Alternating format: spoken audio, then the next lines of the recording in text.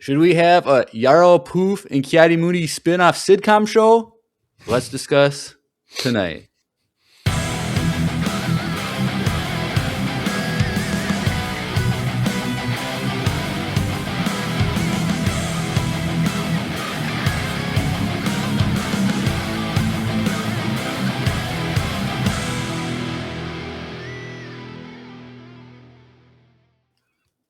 Hey everyone, welcome back to another booktastic episode of Empire Radio. I'm Jeremiah. I'm Drew. And we are back with a book review. The Living Force by John Jackson Miller.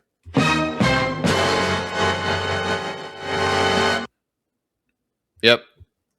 We did a book review, or we're doing a book review.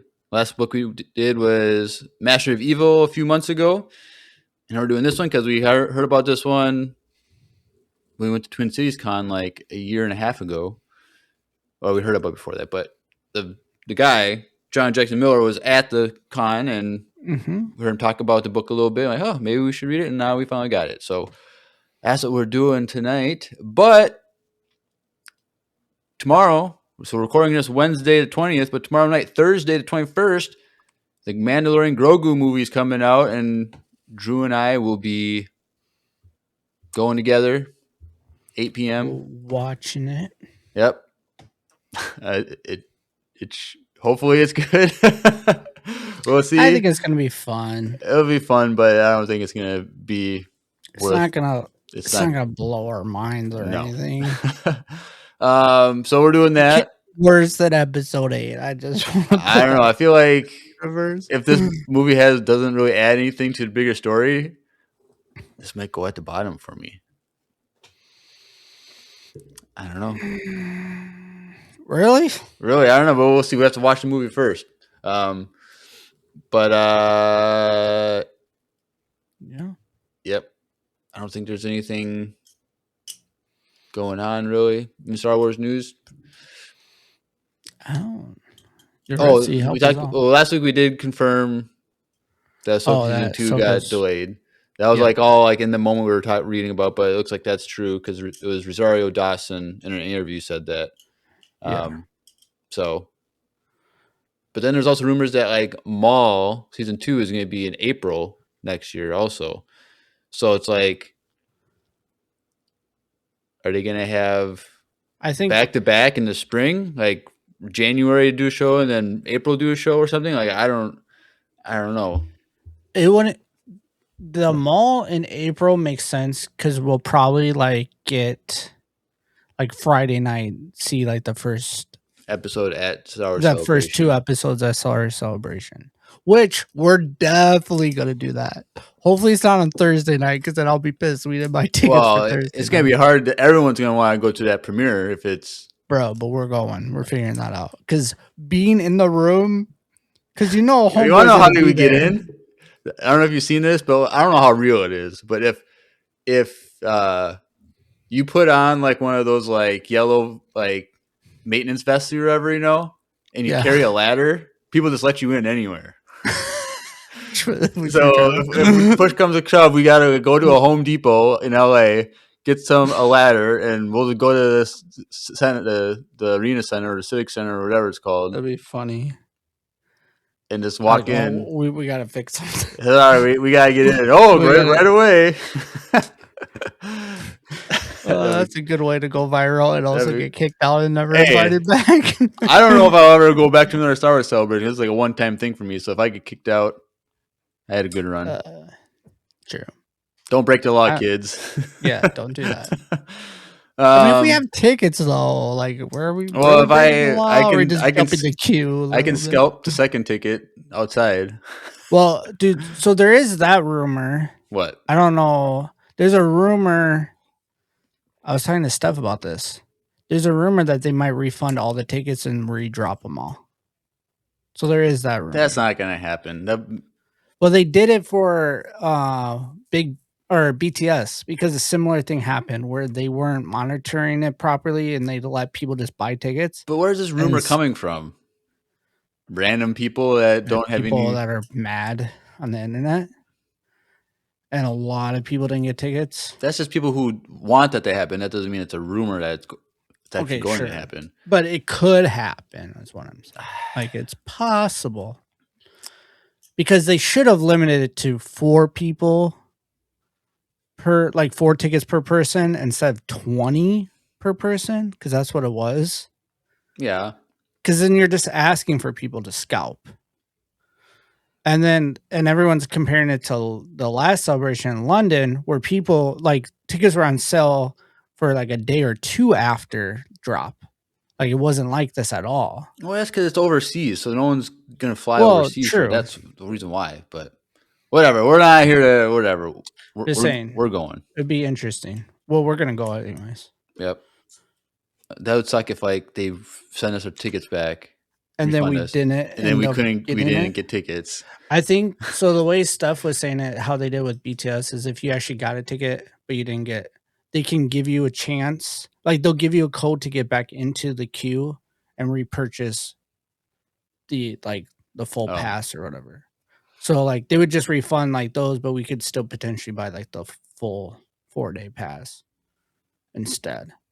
So everyone was refunded is guaranteed to get what they already got at minimum. Yeah. Okay. I mean, if they did that, I wouldn't be mad, I guess. No, because then we could go Saturday. But because like that's like the whole thing is like because people are trying to scalp them, like they would have to go through and make sure that the scalpers aren't getting those tickets again, like, or limiting them to like 4 people.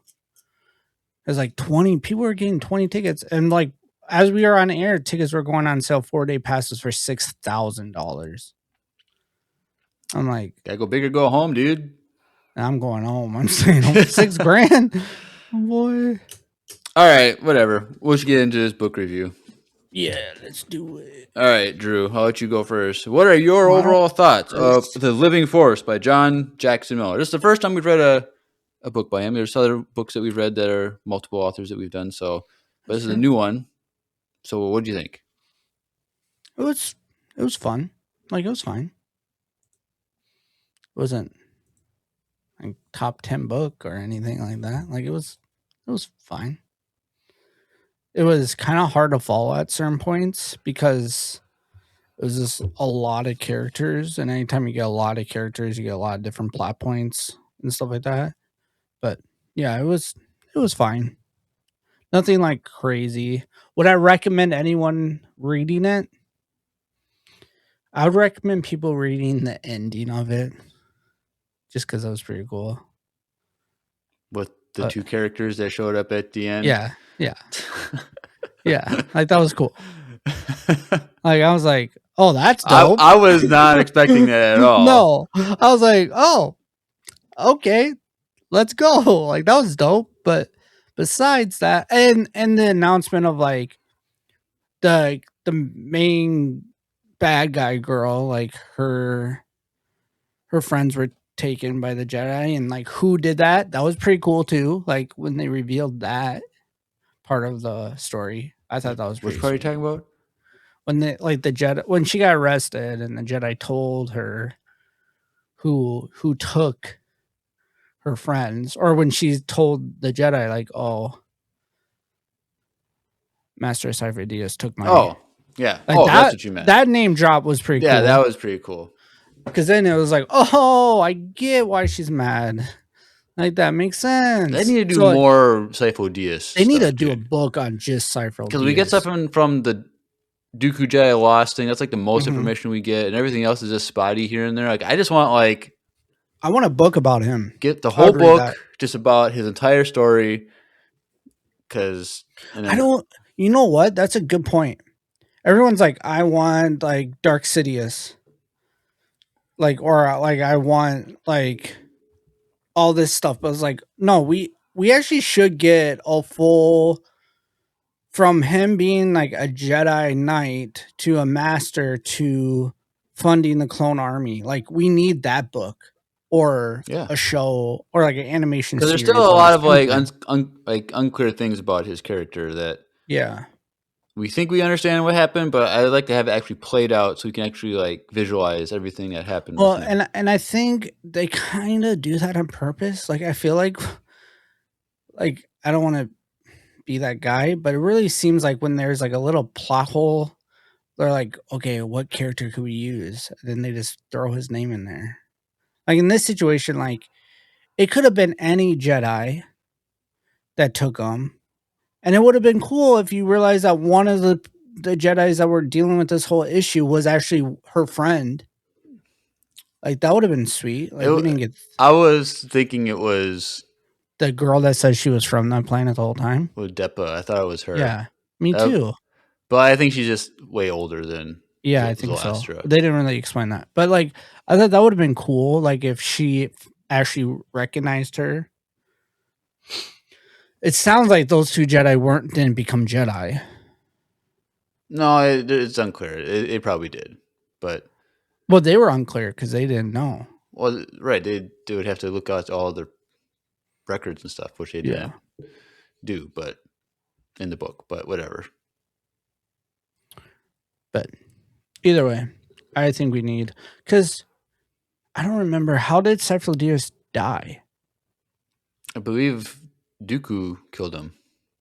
Like his ship gets crash lands or whatever on a nearby planet by the Pikes or whatever. But I think he was sabotaged by Dooku, and then Dooku like.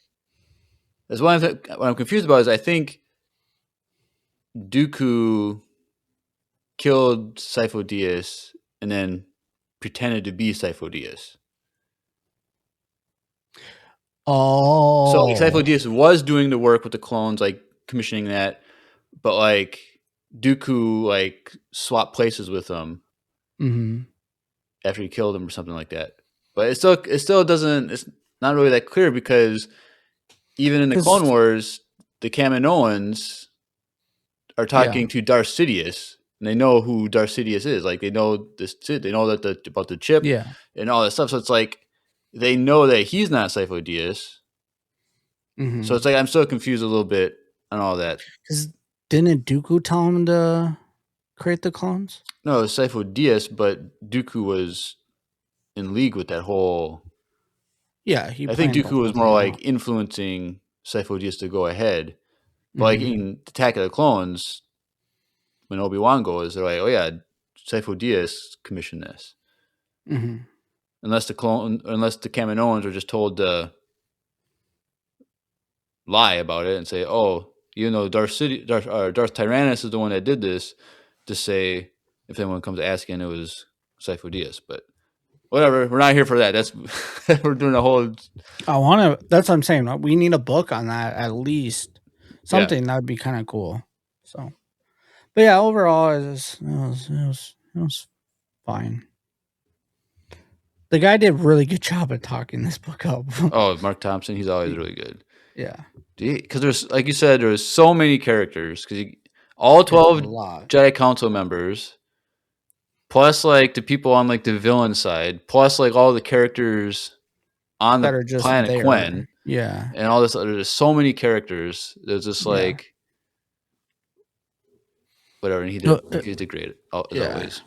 But I think I'm same as you. I think it was okay. It was like I think they could have like the one thing I didn't like was it's not necessarily a bad thing, but it's just, I just didn't prefer it. Was that Zolastro was very opportunistic, where everything just happened and she was reacting, and she reacted well. Like her plans like were good plans, and how she reacted were good for her bad villain stuff. But like it just seems like I'd rather have a story where she had a plan from the start to kill the Jedi Council like the whole time, rather than just figuring it out towards the end of the book that she could.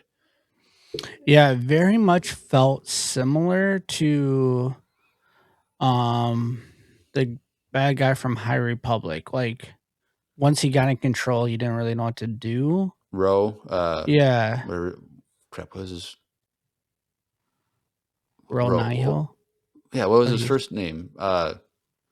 Something Rowe. Martian Yeah, Rowe. Martian Rowe. So Yeah, it like, kind of felt like that, where like it kind of like she had an idea of what she wanted to do, and it kind of just happened. well, Mark, he had a plan to a certain point for like the Yes, first 3 books, and then and after then that, he had less of a plan. So yes, Zelastra had her plan, but then things changed and snowballed, and she had to like yeah, pivot. And like her adjust. ability to pivot and come up with a plan right on the spot, good. Hmm. But it's just like, I would prefer a story where it's like she's scheming the whole time to try and take down the Jedi Council, Yeah, and it wasn't that story. no, Um, and then I just thought there was like moments where things were just conveniently written into the story. Like the one thing is like when Eth Koth is like organizing or trying to find stuff in that hoarder place. yeah, And he's like, "Oh, I'm just gonna call Obi-Wan and Qui-Gon to come help me." And then because they're on their way here and they stop, they like intercept Kyla's message like by random. yeah, Like, and then like at the end of the book, Plo Koon is like, "But it was the will of the Force that this happened." And blah blah blah blah blah. But I'm like, it could have been is a. that how the Force It works? just didn't make sense because Mace Windu was waiting for Depa to use her comm to call him.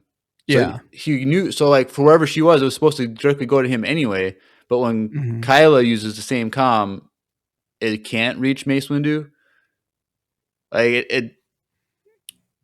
it didn't yeah. really. So I'd yeah. even. So it's I whatever. probably missed that whole thing. It's Like it, whatever. But yeah. Like I said, it was fine. Would I recommend anyone to read this book? No, no, I don't. There's so many better books that I would say read first. You know what I mean? right. Like would I tell anyone, "Oh, don't waste your time reading that"? No, I wouldn't say that. Like I think it was fine, but would I tell someone be like, oh, "Okay, this is a Star Wars. If you were going to read a Star Wars book, you got to read this one"? No. No. Unless you really like the 12 Jedi on the Jedi Council. And I think that was kind of one thing too, cuz I think there's like for instance the High Republic. When we're reading those books and then they mention Yoda's name in the distance, like there's like a mystery to it in a sense, and you're like, okay, and then there's like a part in the book where he talks. Finally, we hear Yoda. He's there. He's actually really there. Like that was cool. In this book, it was so many of them. Like it was just like, okay, whatever. Like you know what I mean? Like it wasn't like there was no like fun thing. I remember like reading like the first like 2 chapters, and it was like Obi-Wan, and like I was like, oh, this is cool. Like we're gonna be with them, and then all of a sudden it's like Yaddle, and it's like everyone. Well, did you know it was all about the Jedi Council though? Yeah, I mean I did, but like So like I I don't. knew it was the Jedi Council all went on a single mission together. Like I knew that was so that's I expected that. And so like reading Qui Gon and Obi Wan like where it was Qui Gon's idea that you guys need to get off your butt and go help people. Yeah. Um, I think he just muted us. Oh, okay. Um, That's what I'm hoping. but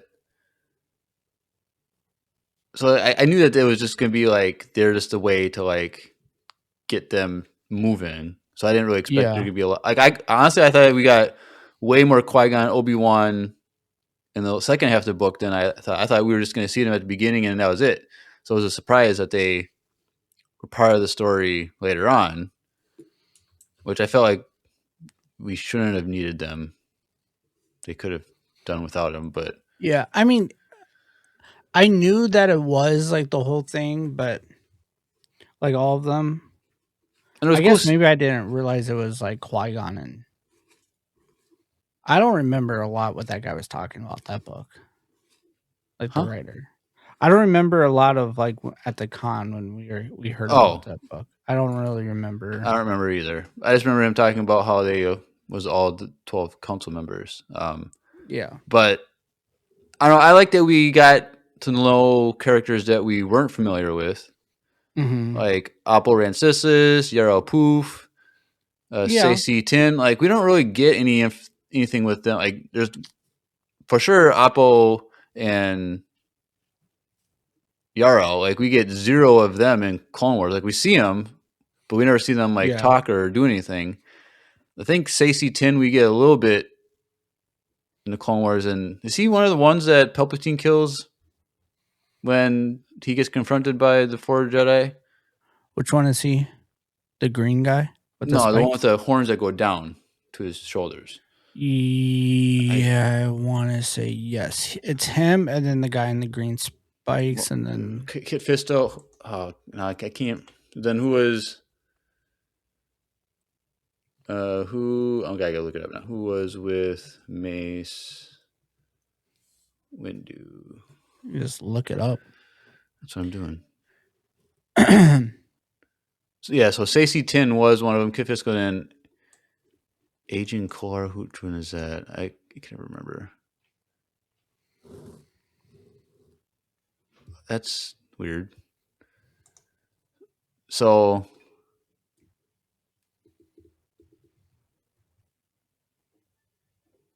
Agent Kolar is the same, like he's also a Zabrak, so he looks similar to Eth Koth, I But thought they're- that was the same person. but they're two different people, Well, that's confusing.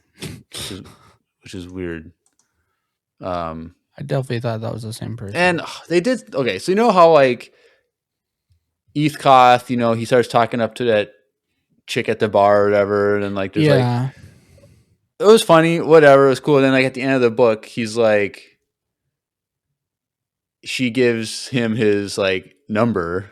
yeah, Okay, so I don't know if you remember this, but in the book Rise of the Red Blade, at the like the final like the end thing when like a bunch of Inquisitors go after a Jedi that was on a planet and Yeah. Vader goes with them, like that's Eth Koth that he fights, and he has a wife and kid.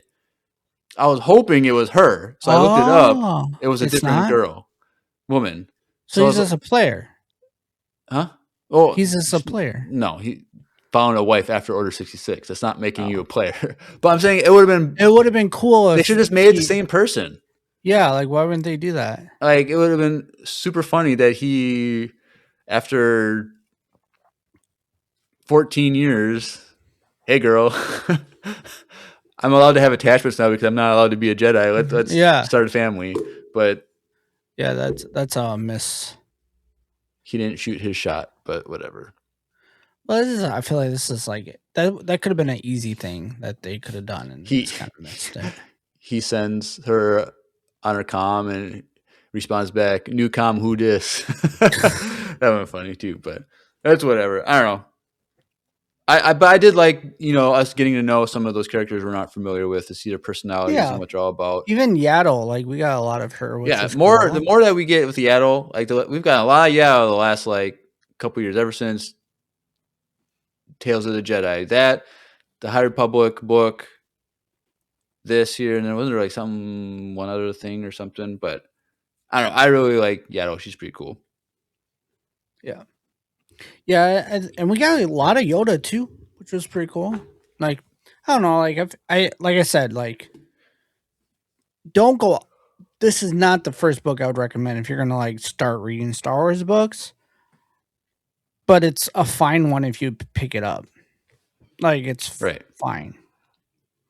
I don't think I'll ever. But I also read it think again.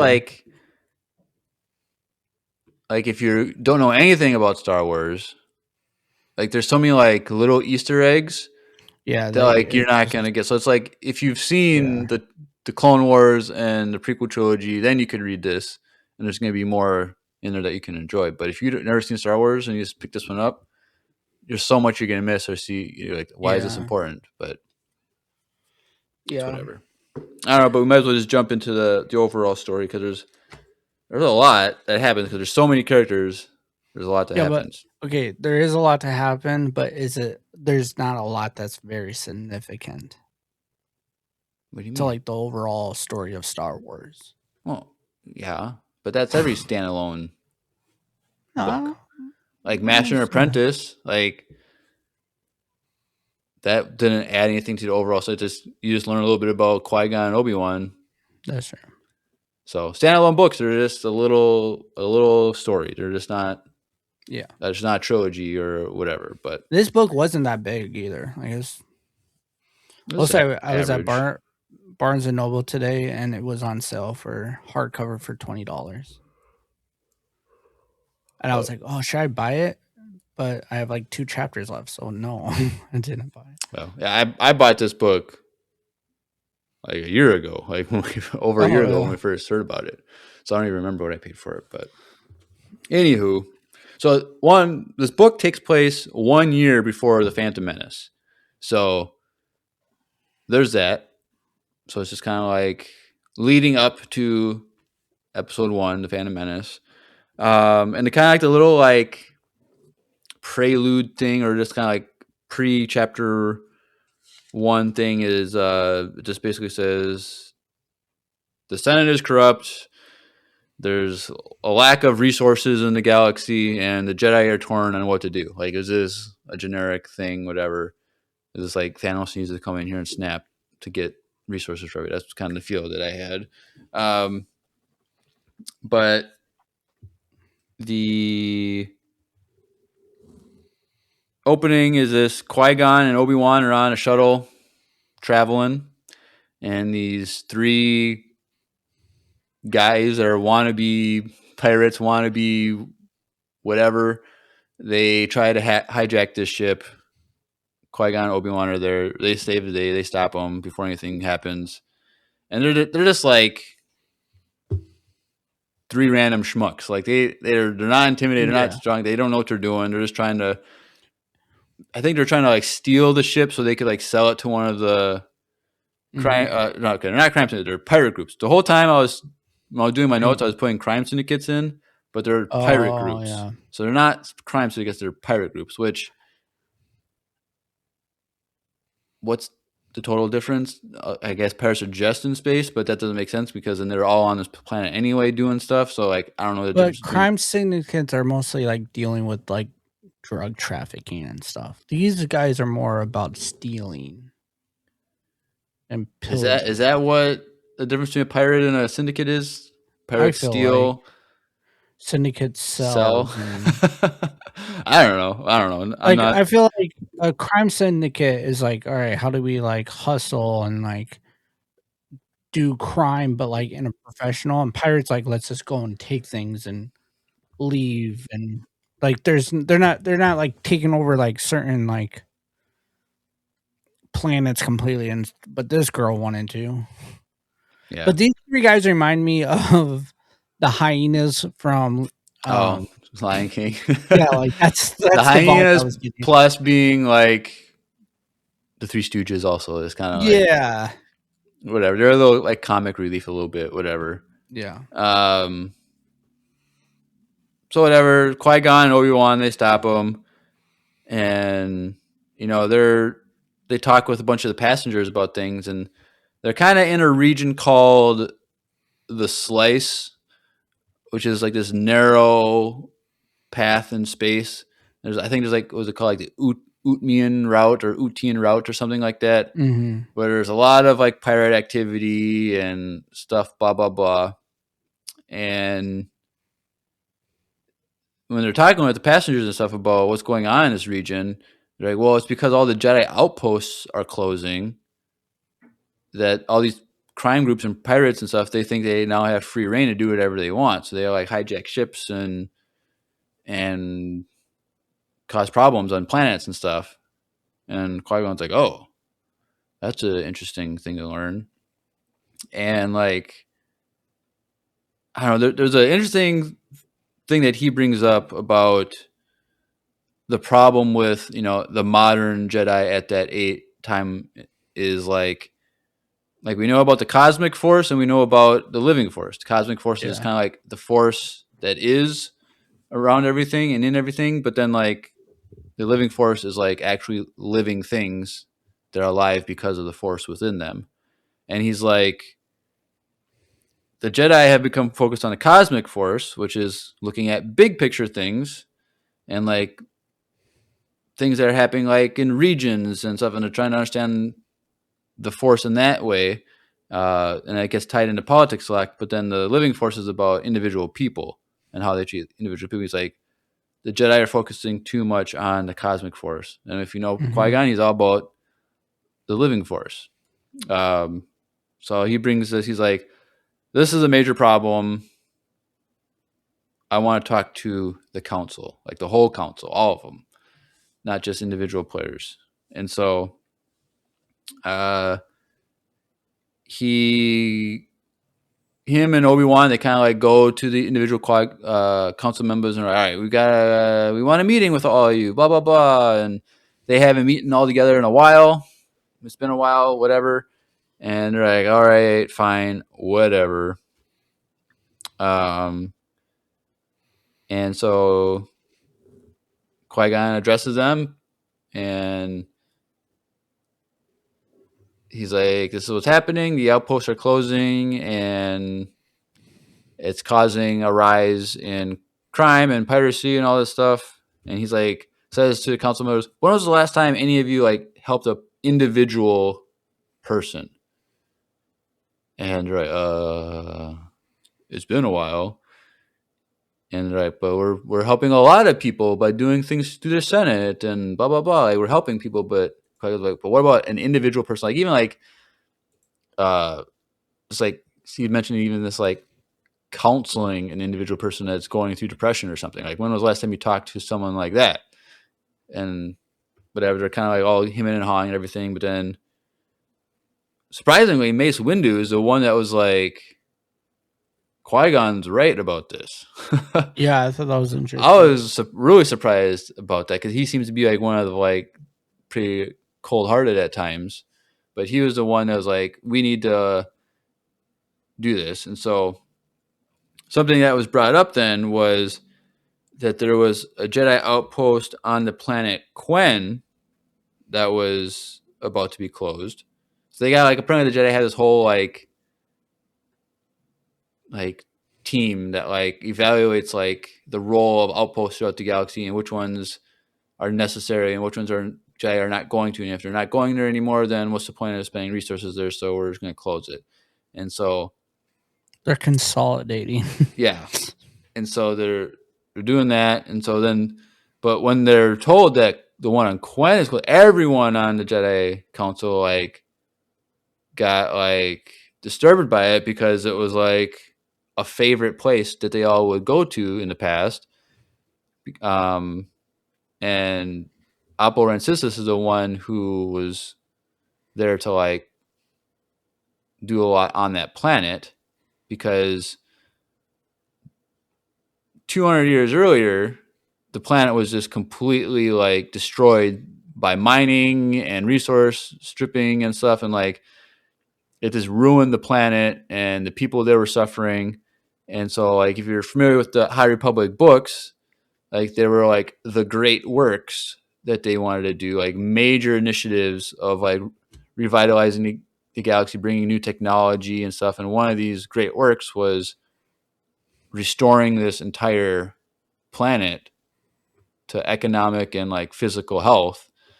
And it seemed like they made it sound like they spent like trillions of dollars to like fix this planet.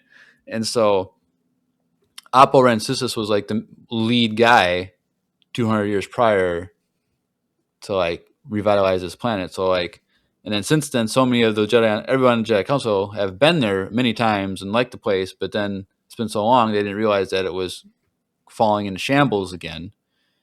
And Mace was like, all right, all of us are going.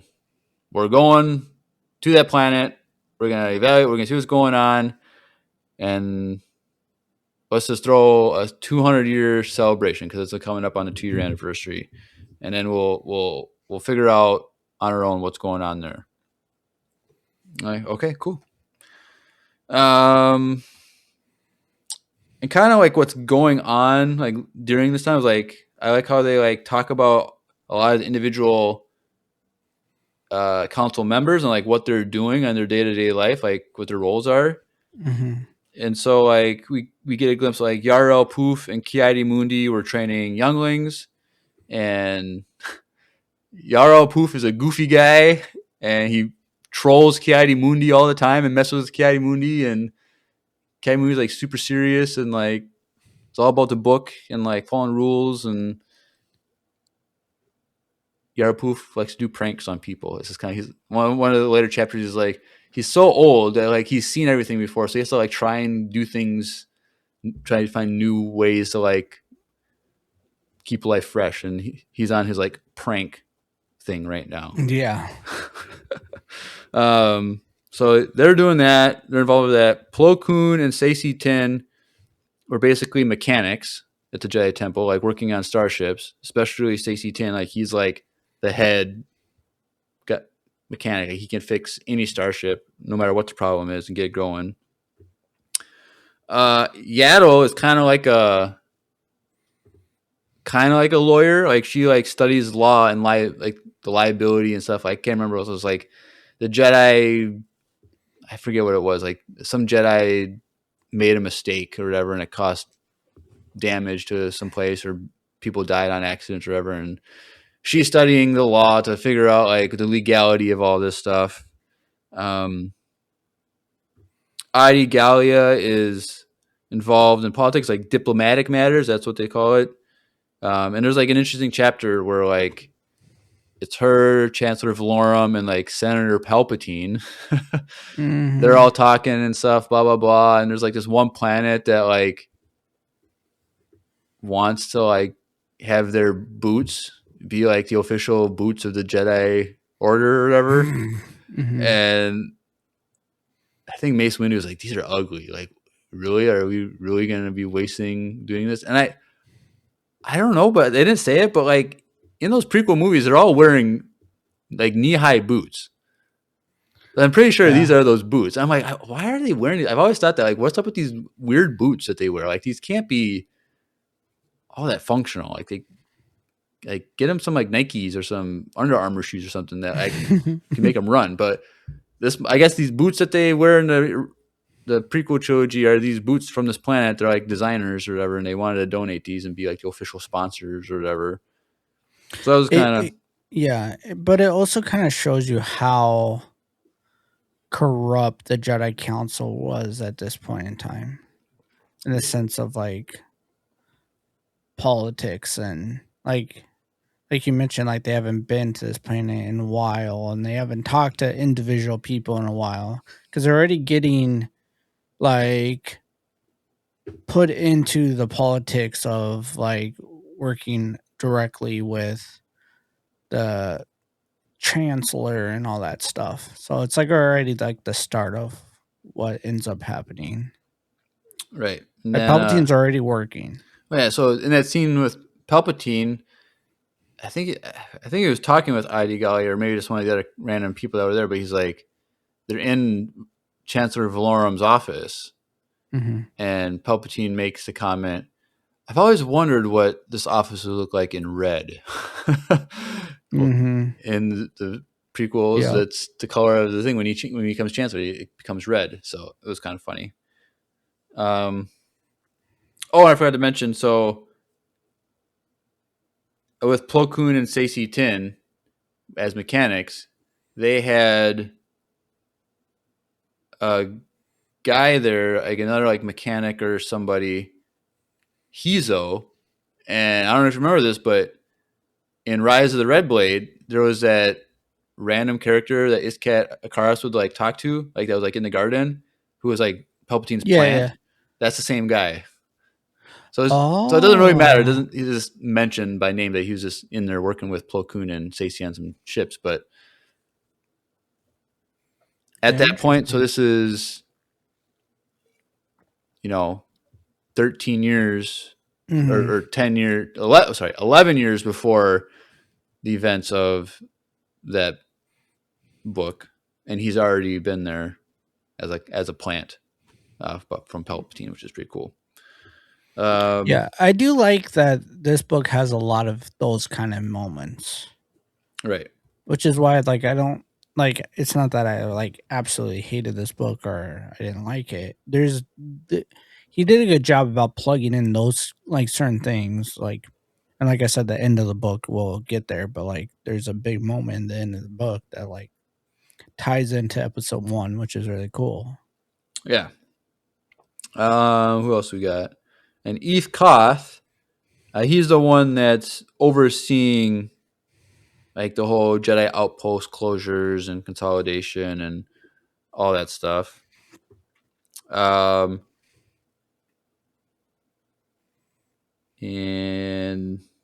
that's that. So then the other character that is important to the story is she's like the main Jedi in this story is Depa Billaba. So she was not at the council meeting in person, but she had to come in because she was on an undercover mission. And so that's like the hinge or the gateway that we have to like understand like what the villain is. Yeah. So one of the pirate groups is called the Riftwalkers, led by a woman named Zalastra. She's a Nautolan, so like Kit Fisto, but she's blue. And she's just doing her pirate thing, blah, blah, blah. She has kind of working for her to call her the Stowaway girl. Like, I think she was 12, a 12-year-old girl named Kyla. And she was just kind of snuck onto this Riftwalker ship, and Zalastra found her and then kind of just used her to do stuff. And what we learn about Kyla is that she's used to like go on this planet, was it Kelduine, I think it was called. She goes to like a Regal Voyager like headquarters, which Regal Voyager is like a luxury starliner ship line or whatever. They have like fancy ships. They're doing all this stuff. Some of it's luxury, but then like others is like transfer ships like Qui-Gon and Obi-Wan were on a Regal Voyager in the opening chapters. Yep. And so it's not always luxury, but they're like a major like shipping line. Like they can do simple ships or they can do some fancy ones, but they're big play out there in space for travel for large groups. And Kyla sneaks in and steals these, like, I picture them, they call them cases, but I kind of picture them as briefcases. And these are really like high tech briefcases where you can't, they're virtually impossible to open unless you know the password. It's like a audio like password that you choose to have it as. And it can't be scanned to like know what's inside it or anything like that.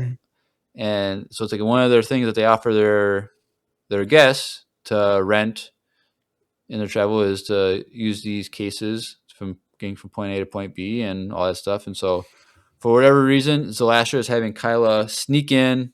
She's really good at like sneaking through like air ducts and vents and small crevices because she's a tiny little girl. And so she's stealing these cases at 12 years old. And when she gets out, she has her like getaway driver / bodyguard that she calls Hotwire. Well, who is Hotwire? It's Depa Billaba on undercover missions, doing whatever she's doing. I'm like, oh, cool, okay. And so Depa Billaba. What does she look like?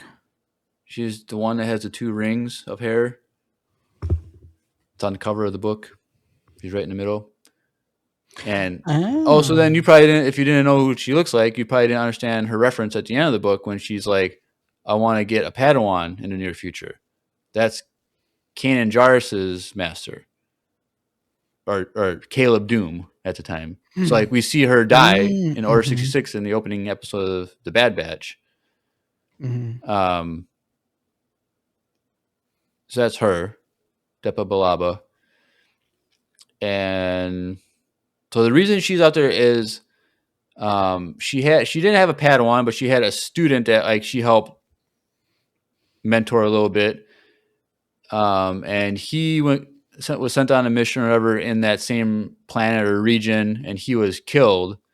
and she kind of blames herself for that. So she's like, Yeah. they're trying to investigate what happened, what the culture is, like what crime led to this, like what was going on in that area. And so she's kind of investigating everything.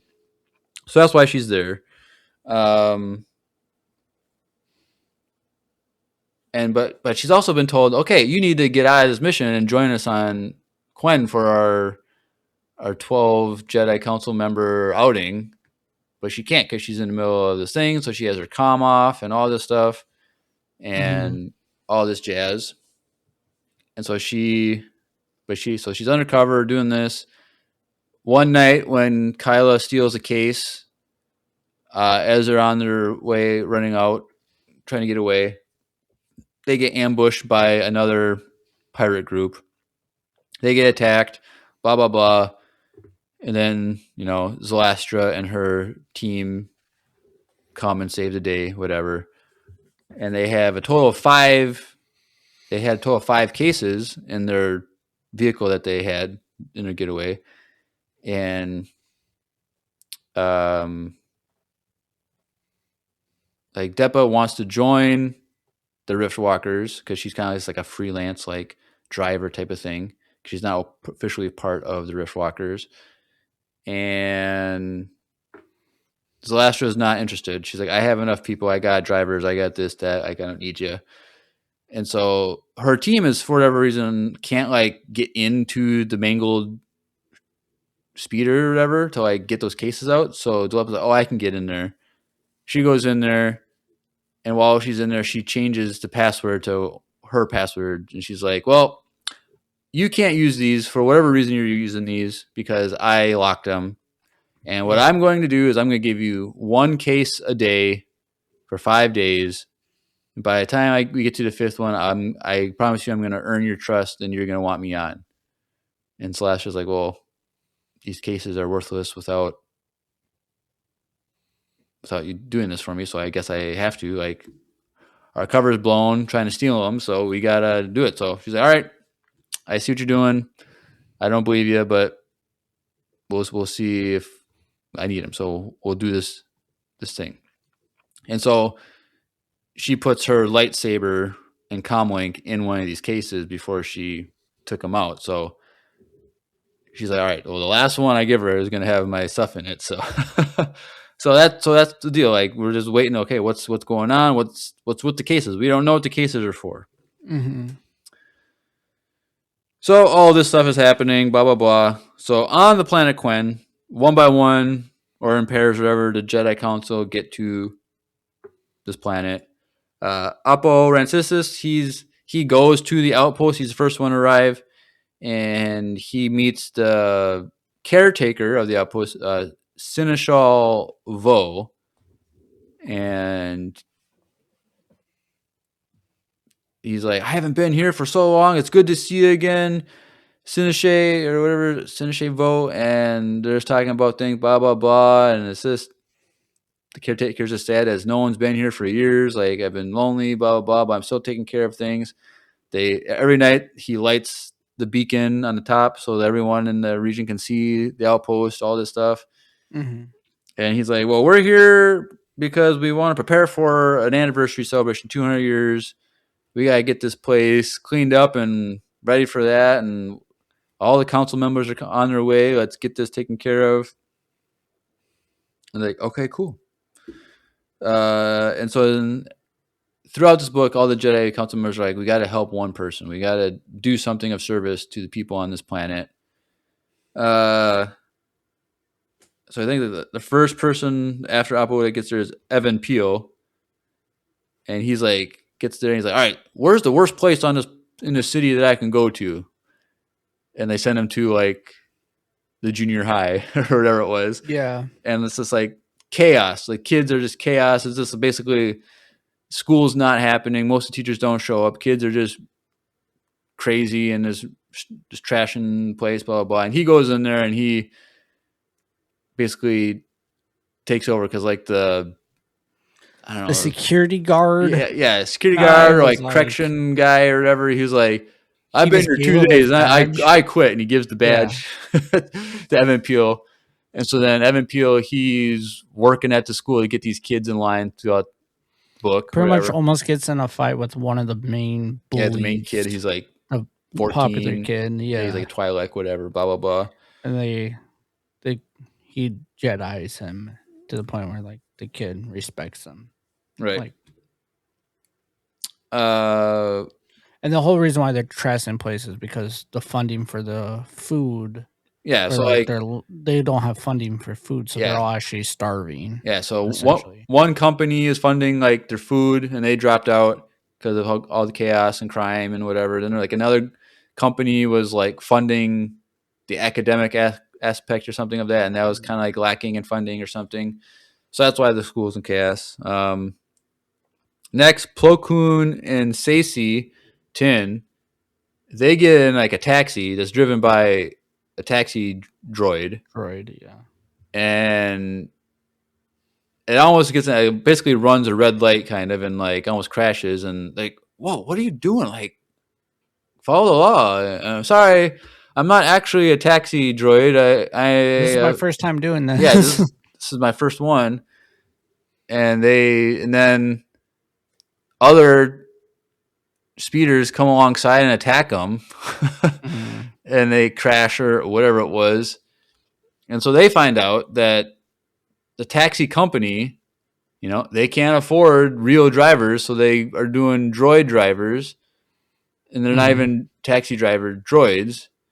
And so then Saesee and Plo Koon, they kind of like are like a mediator between like these drivers that lost their jobs and like the company, and they basically come up with like a new business plan. Like, what do you mean? Like, we can retrofit these speeders, so because on Quen it's a bunch of islands. Like that's what it is. Like every island is its own like city like culture thing or whatever. Like Hawaii, something like that. Yeah. So it's like we can retrofit these speeders to like do like water travel, and that will make it easier for you guys to like do business and blah blah blah blah. And so they're doing like the mechanical thing and dealing with taxis and the business part. So they're doing that. Eth Koth, he's taking inventory at the Jedi Outpost because when they get closed, they have to like document everything that they have and put it in the system and see what information is to be kept and what, because like Jedi will go there, they'll like leave documentations and like writings and teachings and whatever things, and so it's like they gotta like document like what's should be kept and what should be thrown out. And during his inventory analysis, like things were missing, and Sensei Vo was like, well, things went missing a few years ago, I think, when like we had like what's the word, exterminator come in because they had a pest problem at the outpost, and I think she stole some stuff or whatever. And so they're like, well, now I gotta go track this stuff down and see if I can find it. So he's on this mission to like find the stuff. It's like things were sold to like this redneck lady, I don't know, and her husband. Dude, that whole thing was funny. She had a thick southern accent. Yeah, this is deep south backwoods of Mississippi. But the best part was like they even mention it. Like what? Because he was like, where is this accent from? Like he even like talks about like this accent's like wild. Like her accent's way different. Yeah, and she like didn't even like couldn't like pronounce things, so she like say random things that didn't make sense or whatever. So they run like I figured it's kind of like a pawn shop type. Yeah, it's thing. Like a hoarder shop. Yeah, they basically like they went out of business because the husband can't organize his addiction. That, but like he didn't want to like sell things, like he'd keep it for himself. So like she's like, well, everything we got is over in this whatever, a garage thing. Yeah. And it's just a horrid mess. And he has to go through this whole thing. And apparently a stack fell on the husband and killed him. And that's why the husband is just a wife now. So he's like, guys, be careful that things doesn't collapse on top of him and kill him. So he's doing that. Oh, she has like all these like rats, kind of. Yeah, there's like there's weird rodent things that just This girl cult has as pets, like they're but they're known not. like on Quen as like these rodents, but they're also kind of like pets. Yeah, and she But has like a bunch of them. but they just crawl around her or whatever, and then These are my darlings. yeah, stuff like that. I forget what they the bulas, is that what they called it? Yeah, Bulas, yeah. So it's I was whatever. just picturing like rats, like nasty. Yeah. Um Because doesn't her place like catch on fire at some point in the story, and she's just like hoping that her rodents got out. I don't think it happened in the event. I think it was like a reference to something that happened. I don't think it actually happened though. Oh, Not in this story. talking about it. So who else? So we got Yarrow Poof and Kiadi Mundi. They kind of like went undercover to investigate another pirate group called the Stave Skulls, and they didn't explain why, but Kiadi Mundi was the one that like went undercover, and the Stave Skulls like they put like these like spikes on their skull, like as part of like their aesthetic as their pirate gang. And so he basically goes undercover as like a stave skull with like, and so it's like one, he already has a huge tall head, and then he basically glues these spikes to his head. It's kind of funny. Pretends he's like a biker gang type of guy. And like so like there go like Yarrow Poof and him, they go out like late night to like the clubbing. Yeah. And it's just funny. There's this like this time when like so like apparently Yarrow Poof, he's like really good at Jedi mind trick stuff. And so like he's like doing mind tricks on like this what's the name? The guy at the front door. What do they call them?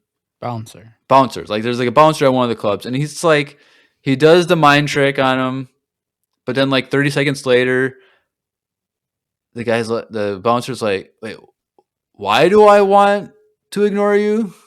Yeah. And then he had to do like another one, and then like 30 seconds later, a minute later, but wait, why am I doing this? Like, is this? And the Yarrow Poof is just like getting super annoyed, and he's like, you want to go down to the restaurant down the block and get whatever it was.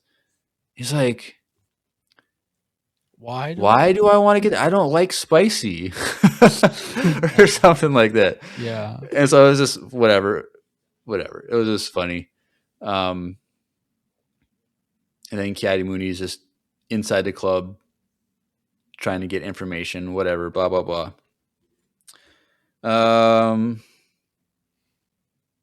Adi Gallia and Yoda meet a guy named Lyle, and through him they get a tip that like there's like this giant like arena on one of the islands, and they're like, oh, we could use that arena for the celebration. Like we could rent that place, and it seats like 20,000 people or something like that, and we could rent it, and then we could all that stuff. And Lyle was like a contact person that could get them involved with that. And like he's like super depressed about Lyle's super depressed, and Yoda's kind of there to counsel him, blah blah blah. Oh, and earlier, Kiadi Mundi, he came across a married couple that were arguing, and he is kind of like, that part was kind of funny. He kind of like saved their marriage or something like that. Yeah, but it was like she was like faking that she like knew him and was like, oh yeah, that's right, dating him on the side, and then the guy was gonna beat him up, and yeah, because like, what is happening? The wife had an affair or something. Or she was acting like she had an affair. I don't think she had one. I think it was the Serene that because the guy saw him, the husband. But it sounded like she made up this story because he was working so hard he wasn't paying attention to her. So it sounded like she was like, "Oh yeah, he's the one that I met up at the club, and oh whatever you want, baby." And then he was like, "Yeah, it was funny. It was kind of funny part." Yeah. So, and then I think, they were they the tent makers or whatever. I forget if they were the tent makers or the food providers. I think they're the tent makers. I think they're the tent makers. So like they own like a tent making company and they needed tents for the event. And so It was then, just convenient, yeah, essentially. whatever, The blah, blah, blah. force. But yeah, he counsels them in the middle of the street and was like, "Well, if you weren't," pretty much the guy was working and he wasn't giving his wife attention. She wanted attention, like, but he literally like marriage counseled him in the middle of the alley. Right. It was interesting. And then finally, Mace Windu, who is not on Quen because he's trying to get Depa Balaba, like he's supposed to like rendezvous with her to like bring her to Quen, and she's not responding. So he's with a guy named Balo, and he's like, it's kind of like the Republic. They don't have a military, but they have like captains. They have like these kind of like in the High Republic, they called it Republic Defense Coalition. Yeah, and so it's kind of like that, where it's like he's kind of like hired on like this military type ship to like go after pirates and track pirates and capture them or report them, engage with them, whatever. Mm-hmm. And so like Depa, I think, used Balo to like travel to Caldoon or wherever she was. And so Balo and Mace are on the ship trying to get in contact with Depa, and it's not happening. But they're monitoring pirate stuff in the region, blah, blah, blah. And all this jazz, blah, blah, blah. Every single time you say blah, blah, blah, Miles has been saying that lately. But like when you try to tell him to do something, Miles is like, blah, blah, blah, very funny. And I'm like, boy, get off. What did he watch? I don't know where he got it from. Hotel Transylvania? I don't go, blah, blah, blah. I think that's where he got it from. Oh, it's so annoying because he'd be like, I'm like, Miles, no, you can't do that. Blah, blah, blah, very funny. I'm like, no, I'm not being funny and you're 4 years old. Like, what is happening? Yeah, it's bad. Funny kid.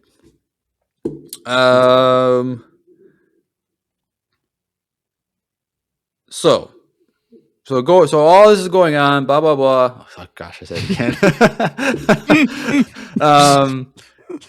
And so going back to like Zalastra and Kyla and Depa Balaba and what's going on there, they go to Valbaran, which is kind of like the Riftwalker headquarters, and it's the 5th day. So it's the 5th case is supposed to be handed over, and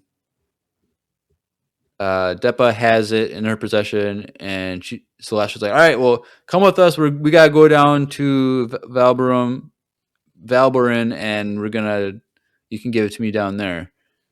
And Depa's kind of like weird, like, why doesn't she just like want to take it right now? Like, why doesn't she want it ASAP? Why is she letting me keep it until they get down there? So it's kind of like, what's going on? And what happens is there's like Zalastra has a holo meeting, like a holo call with the leaders of the 4 other pirate groups in the region. Mm-hmm. I was like, oh dang, like, this is weird. It's kind of like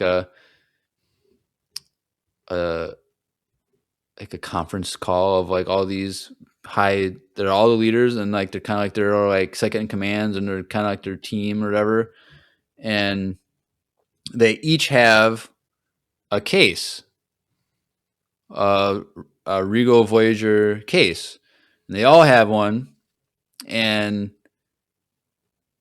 so Zalastra then has the 5th one. So there's the 5 pirate groups, and none of them know the complete like password sequence.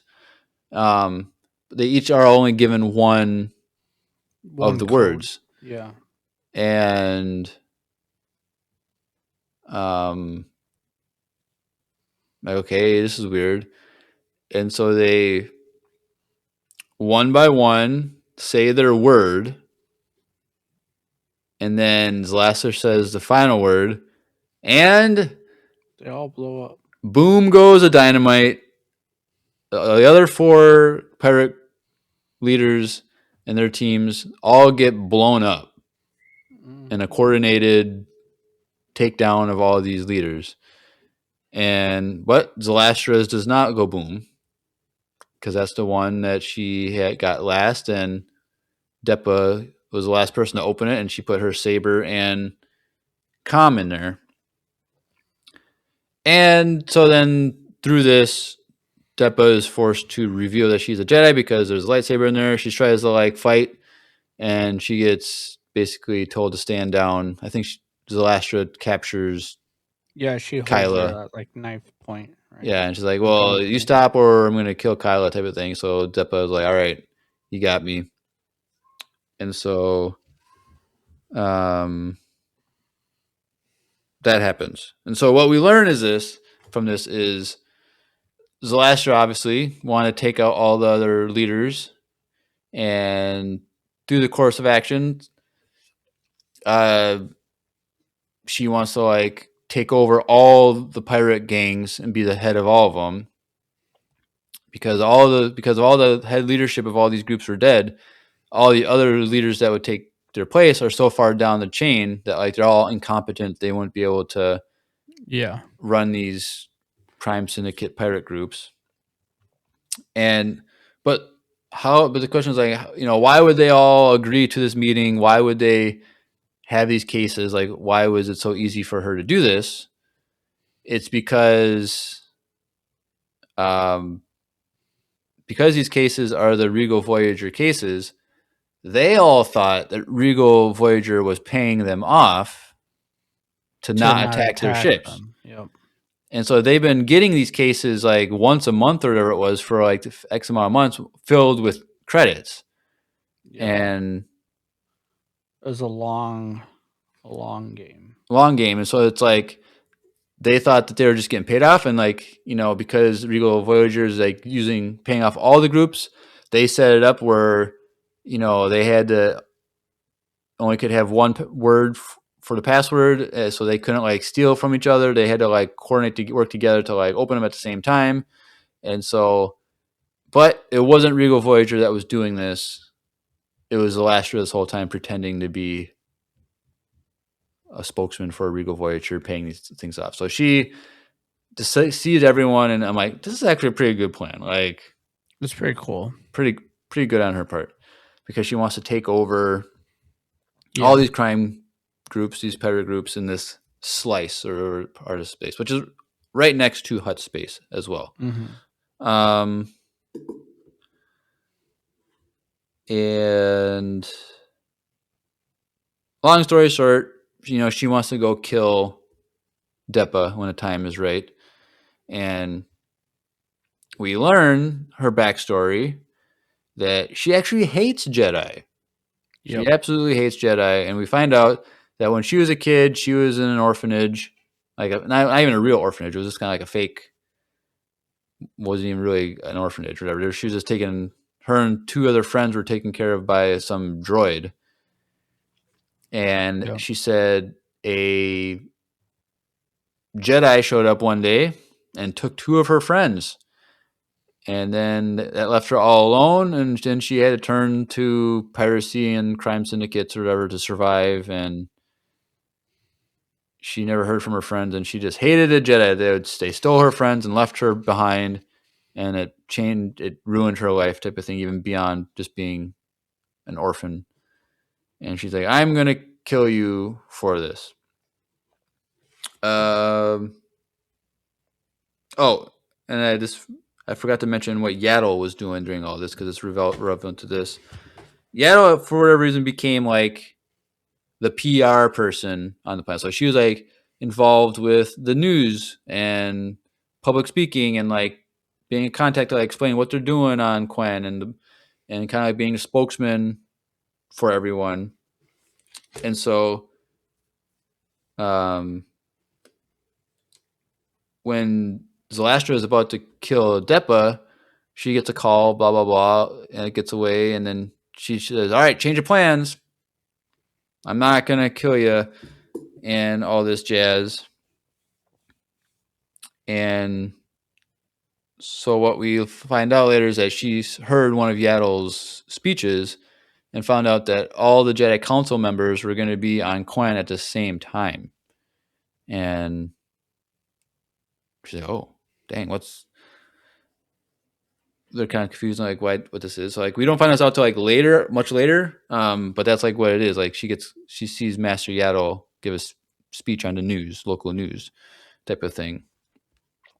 And so she pivots her plan on what she wants to do because this is like they're all in one spot. I could have a chance to maybe take them out. And so that all happens. And again, I mentioned this earlier, but Eth Koth, who's going through that horde mess, he's been going at it for multiple days, hasn't found much. Yaddle and Evan Peel, they come eventually and like, all right, you go do something else. Like, we're here to like help individual people. You're just stuck in this horde. You go out and do stuff. We'll continue searching for lost product. And he goes to a local bar. I think it's like the Casino Barge or whatever. It had a bar or something like that. Some lady tries to pickpocket him, and he catches her. And they just start talking. They're kind of flirting, whatever. Blah blah blah. She's part of one of the other pirate groups, and they pass on contact information or whatever. Also, at this point, Qui-Gon, Obi-Wan are on their way to help. They're on their way to the planet. Yep.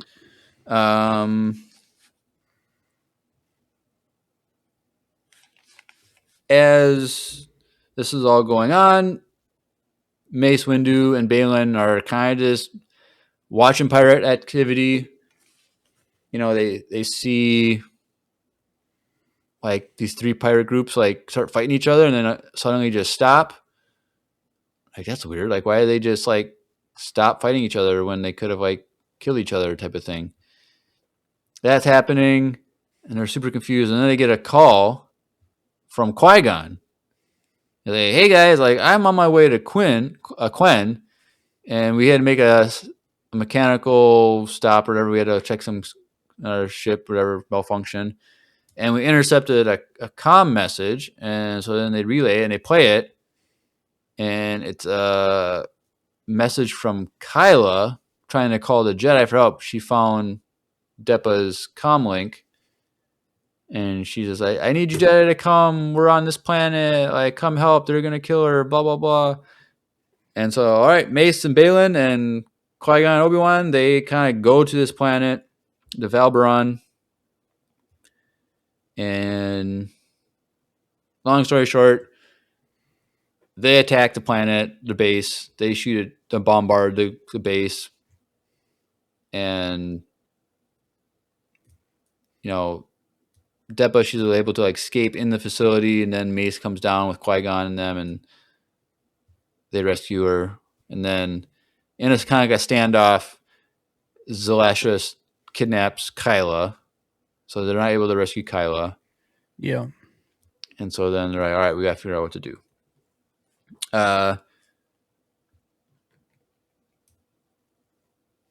So Depa, she gets taken back to Quen with the other Jedi, and she's, getting tended to her wounds and stuff because she was kind of held in one of those like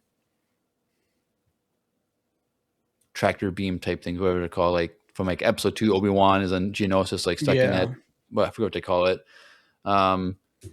But there's some surveillance footage from her capture that they were able to like recover from the site, and they're looking at, watching it, whatever, blah blah blah. And so the thing about Zalastra is she has like this fascination with Sabacc, like this version of Sabacc, and she just uses Sabacc to understand like warfare and piracy and like the world, that way the world is, type of thing. And like, I guess their version of like the Joker is like the idiot card. Mm-hmm. And she gave an idiot card to Depa before she was about to kill her. Well, in the surveillance footage, they're able to like see the rest of the deck that she had, and there were 11 other idiot cards. And Depa's like, "Oh no, I know what she's gonna do. She's gonna try and take us all out at the same time." Kind of like really easily convenient, and I think I know how she's gonna do it. And all right, so they're like, "All right, well, somehow Zelastra is gonna like try and attack us here on Quen." They start realizing that the pirate groups are working together because like Ki-Adi-Mundi, he's at the club and 3 pirate groups are coming together and they're working together. They're not trying to kill each other. Like they're like, why are they all working together? Like they're all like teaming up. They have like a truce. Well, they're all under the rule of Zelastra at this point, and they're all trying to. And basically, what we find out is they're all coordinating a mass attack at the celebration. And the Jedi Council's like, well, what are we gonna do? Like, we're trying to save this part in the galaxy, this planet. Like, we can't just cancel this event. It'll just ruin everything. But like, if we do it, then innocent people are gonna die. We could die. Like, what are they gonna do?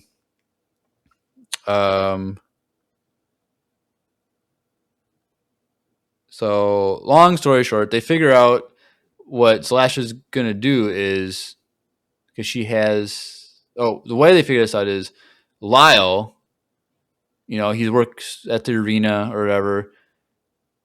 Adi Gallia and Yoda, they go to the arena early one morning, and they see Lyle get jumped by these pirate people, and he gets like stabbed or whatever, and he's gonna be on life support. He's like taken away by the ambulance and all that stuff, and then in their like talking to witnesses and stuff, one of the people that was leaving the arena was Zelastra's like explosive expert, and that's when they kind of connected that. So like, oh, he's the one that made those cases that exploded. These giant. It wasn't just like enough to blow up a single room. Like these were described as like blew up, like a whole entire like city block area type of thing. Mm-hmm.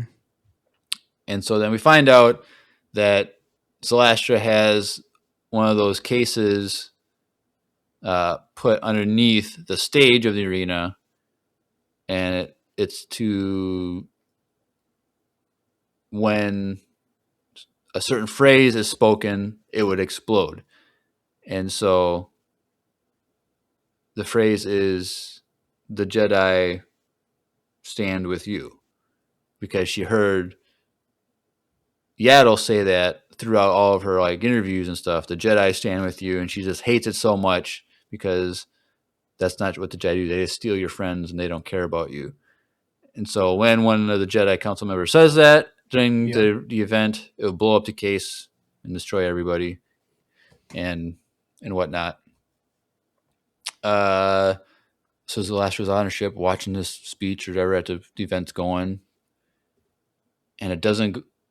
Well, the funny thing is, they have Yoda say the phrase, but because it's Yoda, he says it backwards, so it doesn't work. He says, "With you, the Jedi stand," and she's like, "What? That's not how it's supposed to be said." Like, no. And then it's like, so the explosion didn't go off, but they're also like all the crime groups, the pirate groups, are told when this phrase is said, that's when you begin your part of the attack too. Mm-hmm. So then there's confusion because they're like, well, that means the same thing, but like it's not what happened. But then there wasn't an explosion. So then there's all this confusion. No one knows what's going on. And it's kind of funny. It was funny. And Zelastra is so mad. Like she ends up like going to Quen. I think I said she was like in her ship, but I think she was like on the planet. And so she like goes to the arena and goes under the stage to where the case is, so she could like put a comm link there and then leave, and then she could say it and it'd explode. But she gets there, there's no case, and who's standing there underneath the stage? Depa Billaba.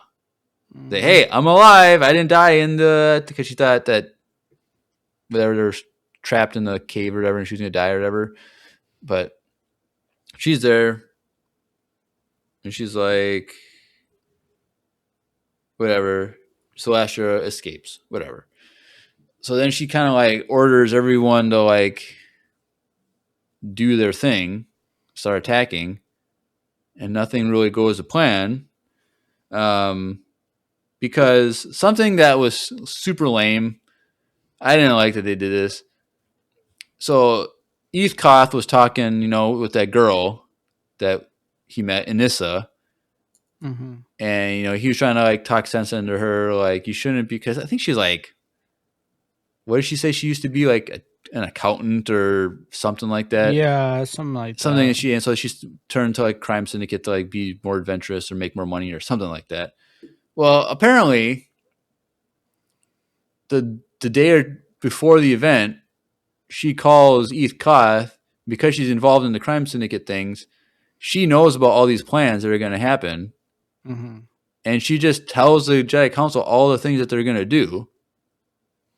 It was kind of way too convenient. It was really convenient. That's why you didn't like it. I didn't really like that. And so one of the things that was supposed to happen was the food vendors that were hired to cater the event, like they're kind of like their little like food stand things. They're all supposed to be packed with, like weapons and explosives and stuff, that whatever. Well, because of that, the Jedi were able to intervene, so that never happened. Yeah. Something with the tents, like there's something with the tents. I think they stopped. Something with like one of like the space station that's parked above Quen was supposed to be commandeered or something, and Obi-Wan and Qui-Gon were sent there to like stop things, keep that from happening. And so they just stopped all this stuff from happening. So they're super confused. No one was like knowing what to do. So then they just kind of started like attacking for the sake of attacking. Mm-hmm. But there was no organization to that.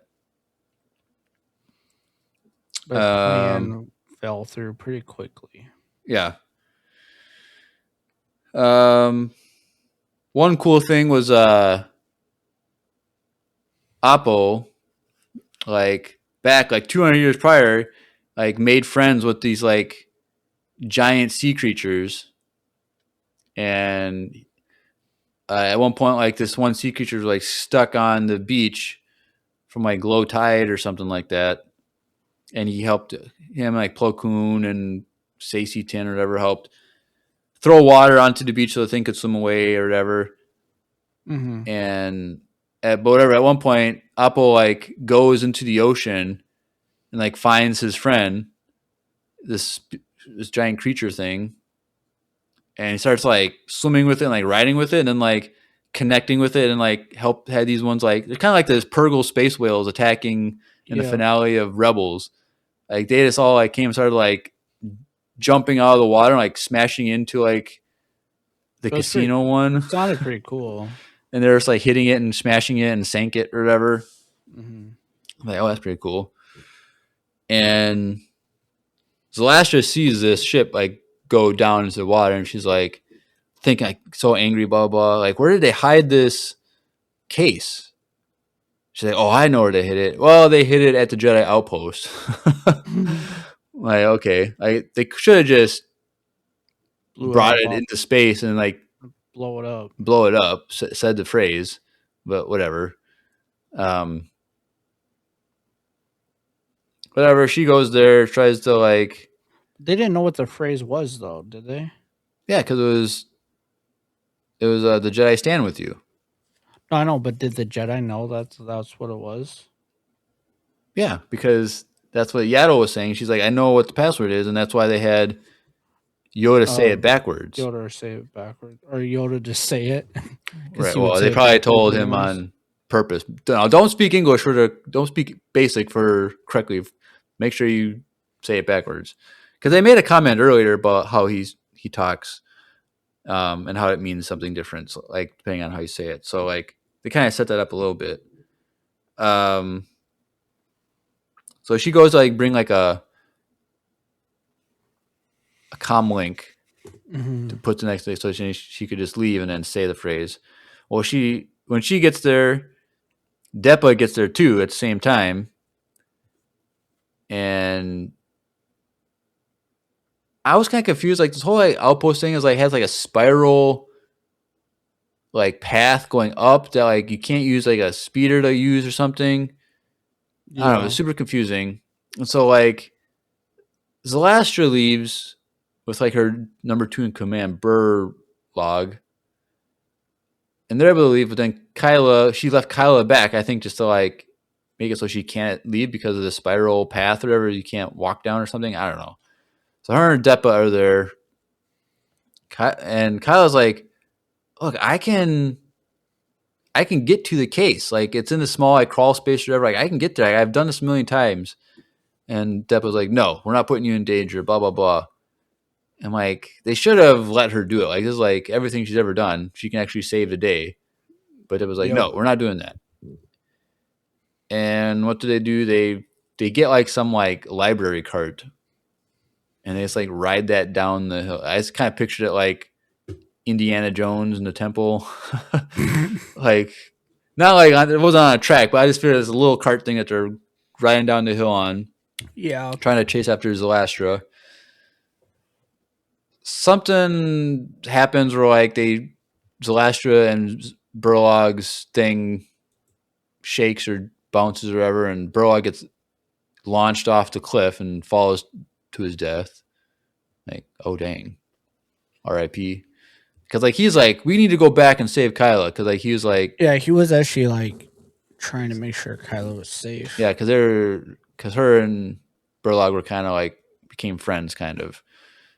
And so he felt bad, but then I think she like intentionally shook the cart or something or thing and knocked him off. I can't remember what it was, but whatever. He falls off and then dies.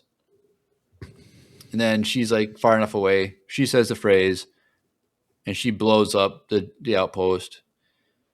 And the explosion is big enough, and Depa and Kylo are close enough to where they get thrown off their cart and they're falling. Well, by the time that happens, a bunch of Jedi show up in the area, and they use the Force to catch them so they don't die. Also, so I think it was like Yoda and Plo Koon caught Depa, and then like Qui-Gon and Obi-Wan were in a ship that came down, and they were able to catch her or something like that. Kyla. So they're all good. Everyone survived. Eventually, they capture Zalastra. Like nothing. Like it was very anticlimactic. I thought there was, and that's basically the end of the story. But like I thought there was gonna be a moment where all 12 Jedi were gonna be like together on a beach or something, doing something at the same time. Yeah. And we never got that. No. Which is kind of disappointing. Now it was cool. Like they're doing all these things during this battle. They're all doing these different things. Like whatever, but it's like I thought there was gonna be a time when all 12 were gonna rally together at the same moment to do one single thing, but they didn't. And so they then talk to Zalastra, the Jedi, and they're like, "Well, like, why did you want to do this? Like, why do you hate us so much? Like, blah blah blah." And she's like, "They tell us like, because I was in an orphanage and I had 2 friends, and your Jedi took 2 of my friends and left me alone, and blah blah blah, and I'm angry about it, and I wanted to kill you all." Mm-hmm. And they're like, "What? Like we have like it's not that simple. Like we don't just take kids. We have like protocols. Like we analyze the situation. Like if taking these 2 people away would cause hardship and all this stuff, and like we wouldn't do it. And you need like parent permission, like guardian permission. Like this doesn't make sense. And like who did this?" And she was like, "I'll never forget the name. There's a Jedi named Sifo Dyas." I'm like, oh dang! And all the Yeah, that's Jedi pretty council cool. members were like, oh, that makes sense. He didn't follow the rules. Pretty because much. it was basically like because he had the visions that there's a huge threat coming to the galaxy in the future and the Jedi have to prepare for it. And so he would And no one was recklessly, listening to him. yeah, and he was recklessly taking people in, like kids, younglings, to like get them trained as Jedi so that when the conflict comes, there was enough Jedi to deal with the problem. And so he Mhm. did not follow rules. He was just reckless. Like that was never supposed to happen. If any of us went to you, that group of you three kids at the orphanage, like we would have looked at the situation and said, no, we need to leave this be because it would cause more harm. And so we don't get the answer if like her two friends were actually think we did it actually like trained because they said like he would bring us people and they were not force sensitive, so we couldn't train them. So It was just like kidnapping people, yeah. essentially. And so then we don't know if they were trained. We don't know what happened to them or anything like that. And so Mhm. that happens. Uh,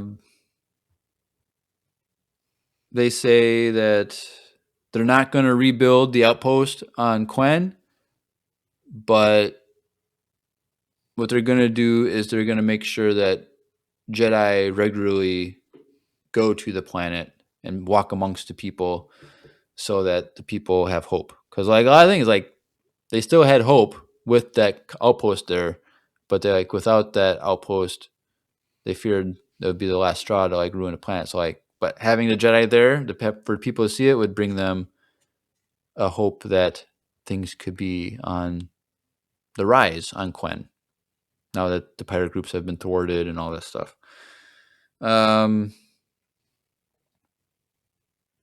And I'll say what the last scene was, but so we can go back to that surprise cameo for the finish off the thing. But well, what I didn't mention was so Balo, the like pirate hunter military guy, it was kind of weird that like all the people in his crew were like children, Yeah. which was weird. Like this is like hired by like the Republic was paying for this, and they're paying for like these ships to be run by child cadets or something Mhm. like that. And Depa brings Kyla to Balo, and they, all right, if you want, you can join and be trained, and this will be your new family. And Kyla's like, yeah, this is actually pretty cool. I would love to be part of this crew because she was with the Rift Rockers for X amount of years or whatever as a child. So like Yeah. she's used to that stuff, and so all this stuff, and then the name drop though that we got throughout the book was one of the kids was named last name Veers. So if you know that name from the original trilogy, he was a Imperial captain, and so this is 12-year-old Veers, all those years prior to the original trilogy. Um, so then the final thing that we'll go over is just that crazy cameo thing. So Seneschal Vo, the caretaker of the outpost, since there's no outpost, he's out of a job. He has to figure out what he's going to do with his life. He gets on a holo call with Senator Palpatine. And apparently they've been in league with each other for a while. Yep. But it kind of implied that Vo did not know who Palpatine was, like actually. But Palpatine was having Seneschal Vo like leak documents and information to him that was being Mhm. kept, which I didn't. It didn't make sense, like why, because Palpatine says something like to keep information, dangerous information, away from the Jedi or something, which I didn't understand if that was just there were records of maybe dark side use or something, or Force users or something that were in the library that he didn't want. I don't know, just kind of confusing. Yeah. But Vo was giving him all this information. So when things were missing that Eth Koth was looking for, that's why it went missing. So he lied about the exterminator stealing stuff. Yeah. But he did steal some stuff and then have it saved in that horde thing. So it was like, well, there's some stuff I didn't leak to Palpatine, but whatever. And Palpatine's like, well, my interests have changed since we've last talked.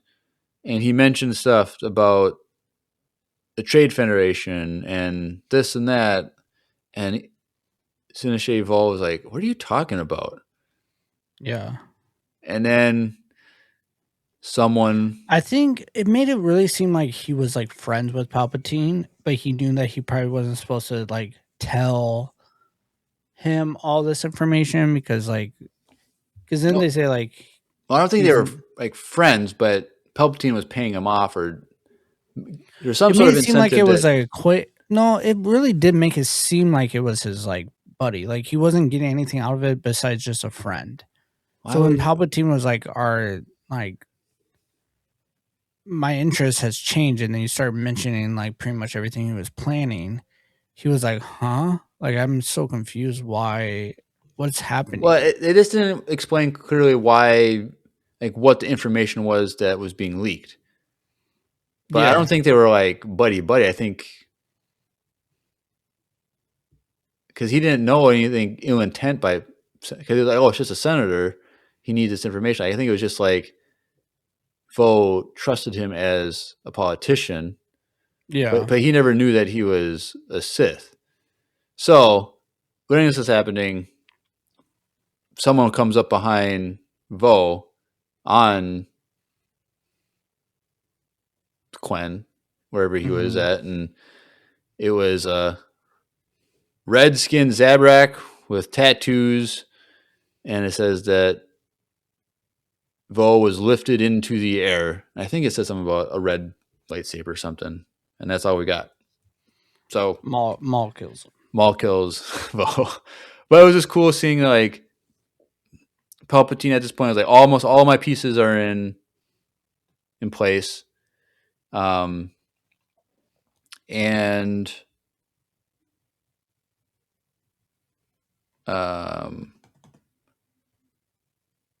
Palpatine, I think it was in that same thing. Talk with Vo before he died was like he heard this person named Zalastra, Mm-hmm. because Zalastra, she's just basically put in prison, and she's like not like sad, really. She was oddly Oh, like happy at the end because she got like her Sabat cards back from that were her mother's. They let her yeah. have those, and she's like, I don't know, this is kind of weird. She's a little bit more happy than realizing she was gonna be in prison for the rest of her life. But Yeah, she was Palpatine make content with it essentially. yeah. So then Palpatine basically says, "Oh, I'm gonna keep my eye on her because anyone who hates a Jedi is a friend of mine." Basically, so it's implied that maybe Zalastra at some point will be part of the Empire. I'm assuming. I don't know, but that's that. That's The Living Force by John Jackson Miller. So, how many Bulas out of 10 would you give this book? 7. Yeah, I was thinking a 7 too. Just average. Yeah. Some cool information, cool Easter eggs, fun There's stuff. good information and there's fun stuff, but it like did it really add anything extra to this like overall Star Wars experience? Well, we know where the boots came from. True. That's important. And we got to experience Maul's one of his first kills. Which was just interesting that That was pretty cool. after the Maul show, we got Maul again and as a little teaser. Yeah, it was kind of fun. And Palpatine like involvement was cool to get. Yeah. Because even like when that whole part was happening, Palpatine was talking like a politician, and then he swapped Right. like in the middle of the conversation. Like he started getting more angry, like talking like Yes. a Sith Lord. Yeah. So that was pretty cool to like when that happened, I was like, "Oh, something's about to happen." And then he's like, he turned around and there's a red Zabrak with tattoos on his face. Yeah. I was Fun. like, "Dang." All right. Anything else, Yeah. Drew? No. All right. Well, let's transition over to everyone's favorite time of every episode, voicemail time.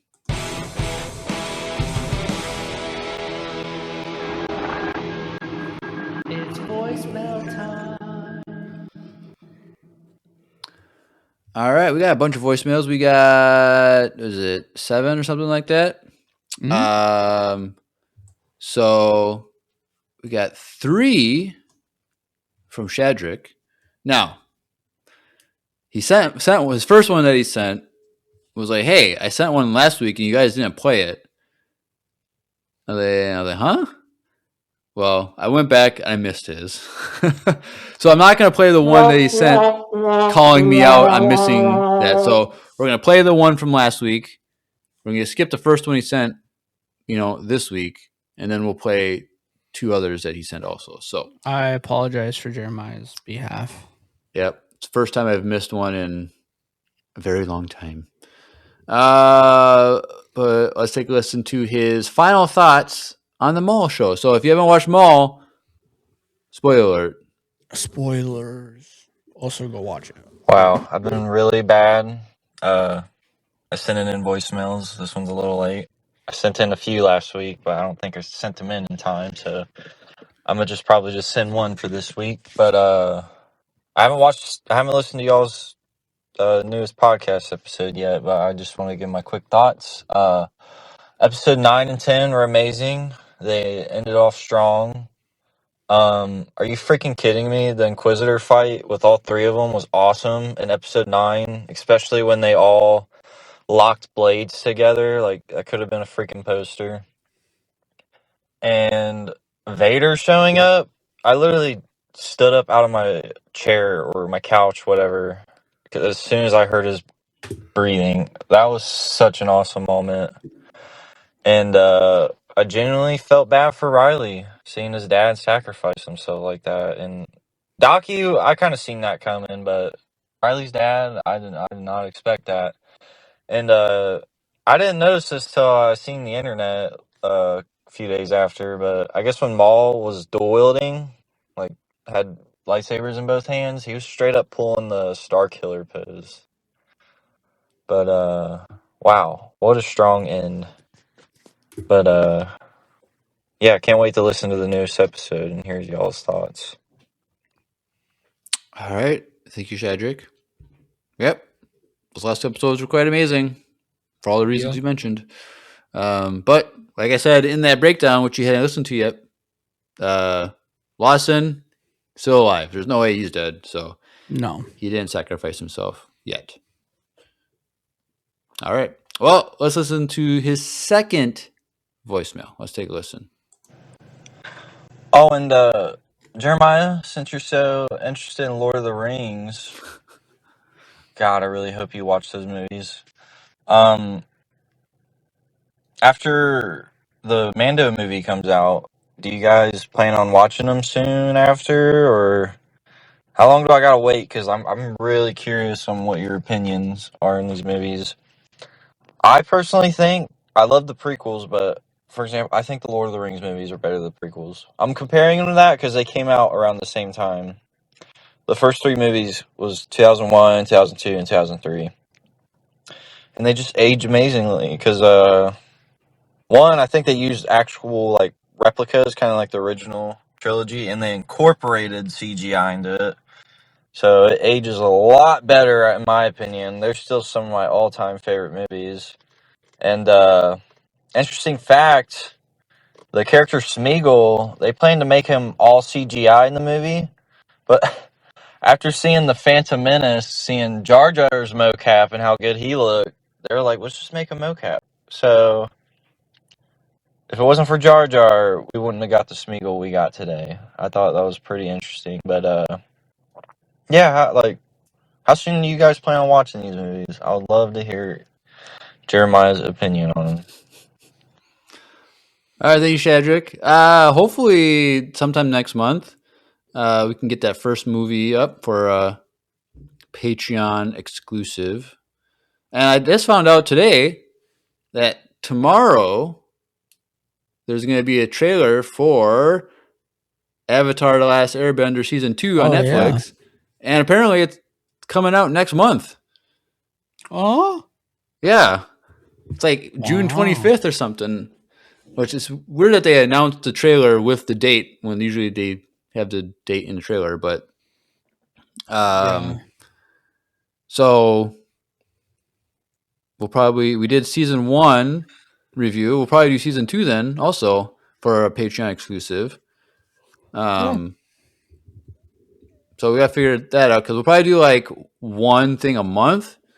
So even though we'll probably, because I think HBO has the Lord of the Rings movies, They do. so I'll probably get that, and we would have to like do 3 reviews in 1 month, so I don't have to pay thing. But then we'll release them. But we'd probably do what's the first one? Fellowship of the Ring. Do that first one for sometime in June. Then July would be Avatar season 2. Okay. Then Two Towers for August, Oh, you know. and then Return of the King in September. Ooh, Jeremiah. So You know them. because we can't like do the trilogy first and then do Avatar, because people aren't going to care after like that first month. So we'll Why have don't we to just do Avatar first and then the trilogy? That'd make could more do, sense. but then that won't be till July then that we wouldn't do, Oh, because the end of June is when Avatar comes out. But we got to figure out then, because it's like we're all busy, and so it's like we have to record 4 extra episodes in like a month time. So we'll have to figure it out. But you have coming to sit down and soon, watch them. yeah. And you want me to do like the extended version? So those are like 4 hours. You have to. There's no Oh, other version bro. to watch. And then extended ones are on HBO, right? Yeah.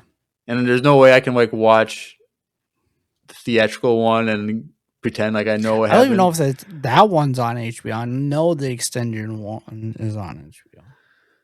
But like, am I going to be able to watch the theatrical one and you wouldn't know that I didn't watch? No, I would know. There's that much difference in. Dude, it's like an hour and a half longer. I don't even know why we didn't just get. Dude, when you watch the regular one compared to the extended, you're like, oh, this is dumb. Like, no. Well, I don't remember anything from watching it the first time. Did you watch the extended one? No. Well, that's how you messed up. Well, yeah, but I don't remember anything either way, so I don't know. So you knew the names. Yep. So all right. Last one from Shadrick. So let's take a listen. So I just seen a cool thing on TikTok. I guess during the Battle of Geonosis, or I should say after, one of the Jedis got lost in the catacombs. And in those catacombs was Grievous in his prime, like Clone Wars Grievous, like Genndy Tarkovsky, or how do you say his name? I'm sorry, and I guess he hunts that Jedi down or whatever. And I thought it'd be a really cool side story to cover or something one day. Grievous hunting down a Jedi in the Geonosis catacombs. God, I would pay money to see that. Apparently, he was in the catacombs because Dooku told him to go hide down there because he didn't want to reveal Grievous to the public yet, or have the Jedi know about his existence. So there's one unlucky Jedi got stuck in those catacombs and had to deal with a very scary Grievous. That just sounds like a horror movie. I don't know, have you guys heard of this? I never have. All right, thank you, Shadrick. Now, he said it was the guy that did like the original 2D Clone Wars. Was that in?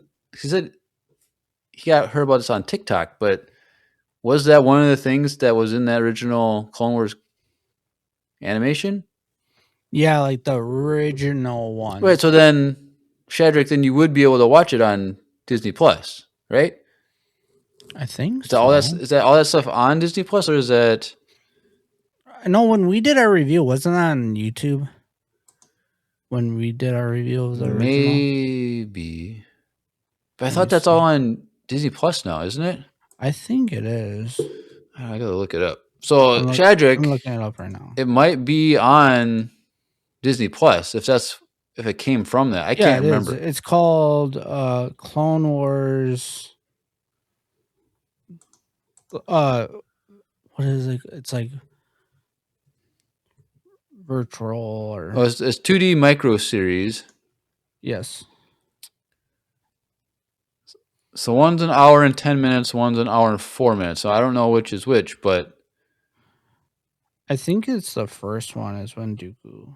well, probably because if it's chronological order, then it's probably Geonosis would be one of the first ones. But we haven't watched it in a long time, dude. Yeah. But So we did do a breakdown of it. we did do a breakdown of it like on our first year. Mm-hmm. I still remember the whole like Chancellor General Palpatine Grievous. getting kidnapped off of yeah, Coruscant. yeah. That was my favorite part of the whole thing. Also, Anakin's like Jedi Shirt- trials or whatever when he's like ripped Yeah. and he's like, I don't know. There's some Shirtless. really cool stuff in there. So go check that out, Shadrach. It might be in there already. So you But don't that's have to not wait. canon. Right, but it's not canon. That is true. All right, thank you, Shadrach. Sorry again for missing your voicemail last week. I apologize. Okay, Jeremiah. So I looked it up. The regular version of Lord of the Rings, Oh, The Fellowship of the Ring, is 2 hours and 59 minutes. oh gosh, 3 hours. The extended Oh, no. edition is 3 hours and 49 minutes. What the heck, dude? I can't. I don't got time for that, dude. 2 towers. Oh gosh. 3 hours even. The extended edition, 3 hours and 56 minutes. You ready for the Return of the King? 3 hours and 21 minutes. The extended edition, drum roll, please. 4 hours and 24 minutes. What the heck, dude? This is longer than the EU with Andrew. Like, Dude, what the it's heck? long, bro. Why is that's so stupid? Like, why, dude? It's so good, bro. It's so good. I don't want to pay for more than 1 month of HBO Max, but like, You might have to unless you have like 2 days. we're gonna to be sit there. losing money on this Patreon thing by me paying for. That's fair, Stupid. actually. That's actually fair to think about it. Part of our Patreon, you guys, is you have to pay for Jeremiah's HBO account as well, so that we can break down more stuff for you to listen to us. Yep. Do Yeah, a Patreon it's- for myself and then a Patreon for Empire Radio. Dang it, dude. Dang. But yeah, I'm sure that more people would sign up for it. I have the Blu-ray edition ones. You could just borrow those. Oh, you do? Yeah, I think somewhere, or for sure the DVD versions DVD. Well, PlayStation 5 doesn't play DVD. doesn't play Blu-ray. It plays Blu-ray, but it doesn't do. How If you have does the it- Blu-ray, bring them with you tomorrow when we go see. I don't know where they are. They're probably at my parents' house. Oh, I'll find them though. Before we start that, I could for sure. If I don't have them, I know Nate has them. if you got it extended on Blu-ray, I will That way you don't have to pay for it. borrow those. Honestly, if I were to go on like Prime, it might be cheaper just to buy the 3 movies on Prime than to do HBO Max. Probably. I'll have to look at that. All right. Probably. Whatever. All right. Or just rent the movie. You could just rent it on Prime for like $2 Maybe. Could do that. instead of renting a month of. But you gotta do like 24 hours to like. Oh, that's true. Either Like, you dang have it, to sit dude. down and watch it for 4 hours. All right. Anyway, moving on. All right. Next up, we got 2 from Devin, who's been sending some in the last few weeks. So let's take a listen to number 1. Ooh. Hey, Empire. Devin back here. I'm not trying to you know, beat up a dead horse or whatever, but it's got my mind thinking a lot with that top death thing. And then you guys brought it up in this last interview I just listened to, and Dooku got brought up, and it got me thinking about Dooku. Do you think his death is kind of slept on? Because, like, I think it is, because you see in those last few seconds where Anakin cuts his head off, he just looks at Palpatine and realizes, like, he was just a pawn, you know? Like, he just was worthless, and it was all for the bigger picture. But, like, just makes you wonder, like, oh, I wish he would have just blurted it out right there, you know? Also, Drew hit me with a fact I never knew. I didn't put the two and two together. When I was listening to an old podcast you guys had, talking about the Ewoks at the end, enjoying their celebration, eating stormtroopers. I never realized they were eating stormtroopers. I completely forgot Oh, they were really? cannibals. You see the helmets and you don't think about it. Yeah. Yep. Thank you, Devin. Well, Yep. they're not cannibals. They're Well, eating the stormtroopers. Right, but I guess it's sentient beings eating other sentient beings. I guess could be a form of cannibalism, but I don't know. Yes, it's weird, and I Yeah, don't think either- everyone notices that. But yes, but he asked us about Count Dooku's death and kind of like why people don't really, count that as like an important or like top 5 death or whatever. One, It I is think pretty intense. I think that if you haven't watched Clone Wars, it's like you don't get a lot of time with Dooku. You get a little bit in episode 2, Yeah, especially at the end, and then you get 5 minutes with him in Revenge of the Sith. So there's like not a lot of like emotional attachment to it, even though it's still pretty intense because Anakin decapitates him right in front of Palpatine. But like, but if you watch Clone Wars, people are going to be more attached to like Dooku's death just because there's so much more context. But also, we expected him to die just because Anakin takes his place. Like we knew that was going to happen, and so it's kind of like a mix of like not a lot of screen time, and we know he's not the end goal. Like he was supposed to fail anyway. So, but yeah, it's interesting character depending on if you've seen the movies only or if you've also seen the animated stuff. So that's why the animated stuff is important. So if you're listening to this and you haven't watched animated shows, what are you doing with your life? Watch that rather than Lord of the Rings. All right. Number 2 from Devin. But, like, it makes complete sense. I'll be back here again, by the way. Sorry, I couldn't finish that in one voicemail. It makes complete sense. They're cannibals. They were trying to eat everybody else at the beginning of the story. My dummy head didn't put it together, but, man, that made me laugh when I heard Drew say that. And I was like, holy moly. Anyway, love listening to you guys. Yeah, so like they're trying to eat him. they're trying to eat Luke and Han. Han. And then C-3PO is a god, and then he starts floating and threatens them through Luke doing it. Right. So then they let them go, and they all become friends. And somehow Leia, because she's a girl, they didn't want to eat her. They don't really explain that. And why they happen to have a dress that happens to fit her exactly. Like, yeah, and something really else was going on there, but maybe they ate a girl. Maybe they're dressing her up to eat her. But then Wicked liked her, so Wicked's like, no, don't eat her. I don't know. I don't know. I think it's so funny because, like, especially with the Ewoks show, like that came out, like the cartoon, like the best one. Where's my button for that one? Nope. This one. Like, they make the Ewoks so nice, but they're eating people. Right. Like they're actually kind of wicked. No pun intended. Right. So. All right. Thank you, Devin. All right. Last up, we got 2 from our good and faithful friend, Yaretsi. So let's take a listen to number 1. Hey, Empire Radio, it's Yaretsi. Well, the Mandalorian Grogu movie opening night comes out tomorrow, so I'm going to watch it tomorrow, and I know y'all are too. And in honor of that, I wanted to ask y'all what your favorite Mandalorian moment is, other than anything that has to do with Luke or Ahsoka. what is your favorite Mandalorian moment?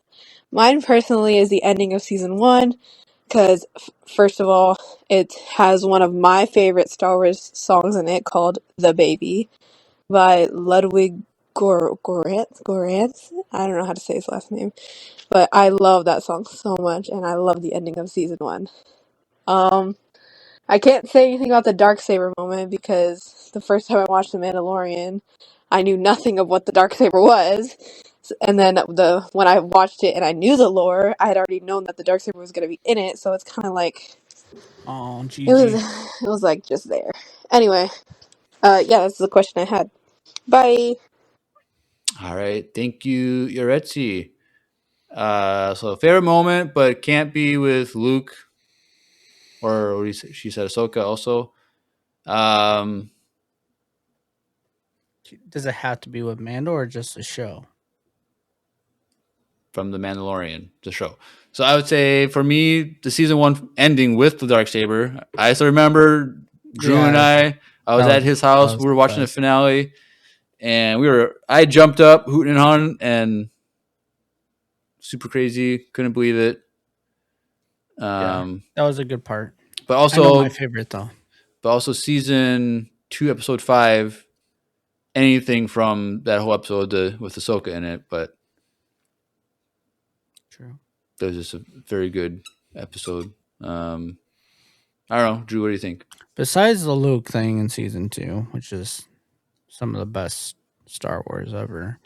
My favorite is probably the one that I always think about is the last episode of season 1, the beginning of the episode with the troopers on the bikes Oh yeah, and they're trying to shoot the rock and they both are horrible at shooting, and then IG-11 comes out and just busts a cap on them, and it's like Yep. the best thing ever, and super funny. breaks the guy over the speeder bike, and Yep.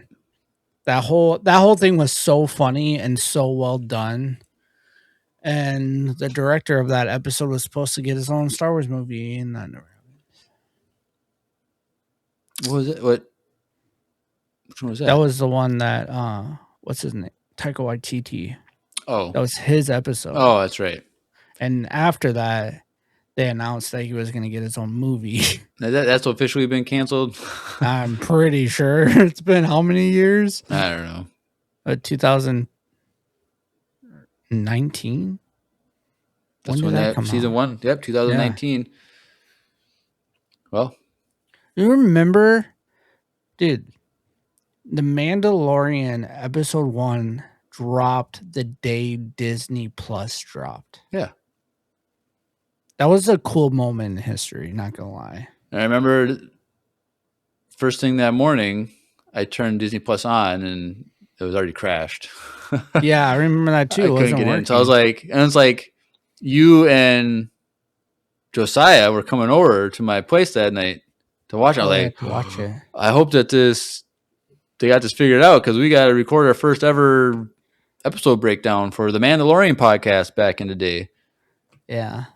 Well, and it worked. And I remember you could change, it was so cool to change your profile with the characters and everything of all this Disney stuff was on there that as a kid we used to watch at Disney Plus. When you first got it, it was a pretty cool experience. Dude, I remember how even some countries didn't even get it forever. Right. And I remember before Disney, the summer before Disney Plus dropped, there was an exclusive sign up that I got. It was the D23 whatever, and it was what was it? Was it $100 or $150? It was it was $165 for 3 years, so it ended up being $4 a month. Came out to be. Mm-hmm. So that was pretty cool. That's what you did, right? Yeah. So now now it's what $190 for 1 year. Is it? It's something like that. And I don't even I it's so stupid. It's I want to have Disney Plus, so if I have to reference something for the podcast or whatever, I can just go on it and look. But it's I don't really watch anything unless a Star Wars show drops. Like I'll watch a Pixar movie if it Yeah. drops. I'll watch a Marvel show or something. But like Yeah, but I you don't probably use it more than you would HBO. all right, but it's just like I'm definitely not getting my money's worth. But You need a kid because Disney Plus is on I all day, I don't every think day with if I'm trying to Bluey. save money and get my money's worth, having a kid is That's fair. I'm just saying I get my money's worth with it. Bluey comes in clutch yeah. on the daily. You know what, Miles? Okay, another child rant of Miles. His favorite thing right now is a Star Wars parody of what is I forget it now. Family Guy. No, God no, I would not let him watch that. Maybe watch him watch them all. Okay. That's different. It's completely different. What is it? Phineas and Ferb. Oh. You ever watched Phineas and Ferb? There's a Star Wars parody, and Yeah. and it's funny because it's like their character is like out, like looking at what's happening in Star Wars, and it's really fun. It's actually a really funny parody, and he just started watching it, and now he's obsessed with it, and he like made Steph and me buy him a shirt today. He made you buy him? He was like, I want this shirt, and it's the parody shirt of that show. And it was like, I was like, why are you so obsessed with it? It's so funny. But yeah. So he's like excited because when we go watch the Mandalorian movie, he's gonna wear his new Star Wars shirt. When are you going with him? I'm gonna go with him either Monday or Tuesday in Florida. Or Wednesday. Oh, he's coming with you to Florida? Yeah, me and him are going. Just me and him. Oh, dang. Yeah. So. All right. Fun. Thank you, Retzi, for your first one. But now we got your second voicemail, so let's take a listen. Yeah. Hey, Empire Radio, it's Yaretsi again. And I just wanted to tell y'all that in about 2 weeks, I'm going to Disney World in Florida. And yes, I'm going to Hollywood Studios. And yes, I'm going to Galaxy's Edge. And yes, hopefully I'll be building my own lightsaber. But I do need to have someone that's 18 or older to like pay for it and sign me in, which is a little problematic because I still haven't figured out who's going to take me because my parents aren't taking me. It's for a band trip. So I have to figure that out. Anyway, I'm really excited. And if Drew has any tips, I would love to hear it. Bye. All right. Thank you. Well, if you can't get in, you're just going to have to go in California in next April. With us. Well, yeah, because she didn't get Saturday tickets, right? So she can. No, she didn't. You can come on Saturday the 3rd of April. We'll be at Galaxy's Edge in California, so you can build a lightsaber there. And I'm assuming. And anyone else that's listening that's not going to Yep. just want to go to Star Wars. Yep. Galaxy's And Edge. so. Well, it'll be a fun time to meet up with people. Yep. And then I think she'll be 18 by then, right? I don't know. Because I think she's a junior, so she'll be a senior next year, right? Am I getting that right? You're right, C? And so next year you wouldn't need an adult. You can do whatever you want. Or Jeremiah can be your adult because he's not going to want to build his own, maybe. Right. Yeah, that way I don't have to pay for it. I can just be in there for the experience and like I never did it. have her make the one that I would make. So yeah. So you can see it. Yeah. I don't have any tips. I haven't been to Star Wars Galaxy's Edge. Last time I was there was during COVID. It was like literally during COVID. What? Yeah. It'd have been like not during COVID, it'd been like after it was like when it right first opened up again. after they opened up again, and they still didn't even have you couldn't build a lightsaber because all the actors were on strike. So like the only thing was open was like the rides. And I went on the Millennium Falcon ride by myself. Because you had to go with your group. So you had to be like 6 feet or whatever, and you could only go with your group. Well, I was the only one there, but like I was there by myself because Steph and her sisters wanted to go to Magic Kingdom, so they did that, and I just went to Galaxy's Edge by myself. Oh dang, dude. So I literally was in the cockpit of Millennium Falcon by myself, and it was kind of dope. It was pretty sweet. Did you have a good feeling about it when, or did you have a bad feeling about it? The line. I didn't win. I didn't do too good by myself Bro. because you have to have like a bunch of help with shooting.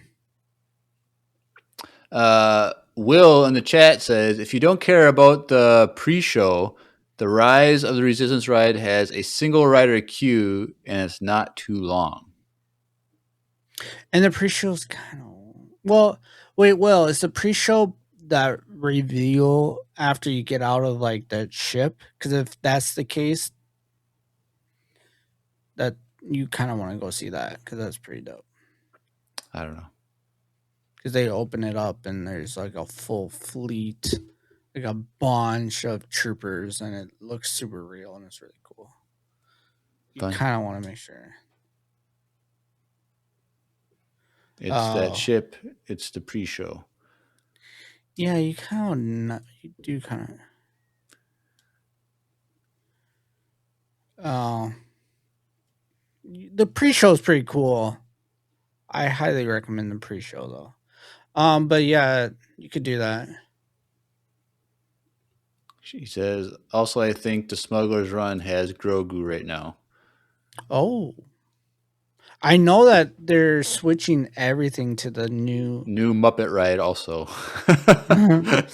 They're switching everything to, like, at some point they're gonna add Vader, and they're kind of switching like the timeline of Galaxy's Edge now. I think they just added They the, might have already done it. because I think they showed like official like images of those characters. Yeah. And Leia does not look like Leia. And so I was like, really? So people I are, like, mad. texted Grace. I was like, hey, the new Leia does not look like Leia. Like, because Grace looks exactly like Princess Leia. And so, Oh, so they did it at Disneyland, but they didn't do it at Disney World yet. so I was like, texted Grace. I was like, hey, looks nothing like Leia. You need to audition so you can drop out of law school and become Princess Leia at Galaxy's Edge full time. What did she say? She laughed and agreed that Leia did not look like Leia, but that's Yeah, so they did that. So maybe they didn't do that at Galaxy. I was literally thinking and debating about taking Miles there next week, bro. but I don't think I'm going to. I think we're gonna wait. Don't even mention that it's an option for him, because if you say It's it, not maybe an we could. option because we're like 2.5 hours away, so it's not really an option with how expensive gas is right now. I don't want to make And in Florida, it's probably It's- like $2 or $3 more than it is here. And it's it's actually already cheaper. Why is it cheaper? I don't know why, but Florida's always cheaper in It's like gas. what, and- $4.59 here? Well, today at Costco, which is always the cheapest, I spent $4.20 a gallon. Dang, dude. Down my street, it's $4.75. Holy smokes, dude. I know. So just me picking you up tomorrow is probably going to pay for the ticket. Just so you know. No, you owe me lunch or dinner before we go. Yeah, $4.20. See, yeah, see, it's cheaper there. Oh wait, no, okay, well, Will. You didn't get his comment right I away. got it now. Anywho, moving on. Anyways, That is everything. Yuretsi, I hope you have fun on your trip. Oh, wait, I didn't even answer that. No tips for building lightsaber. Oh.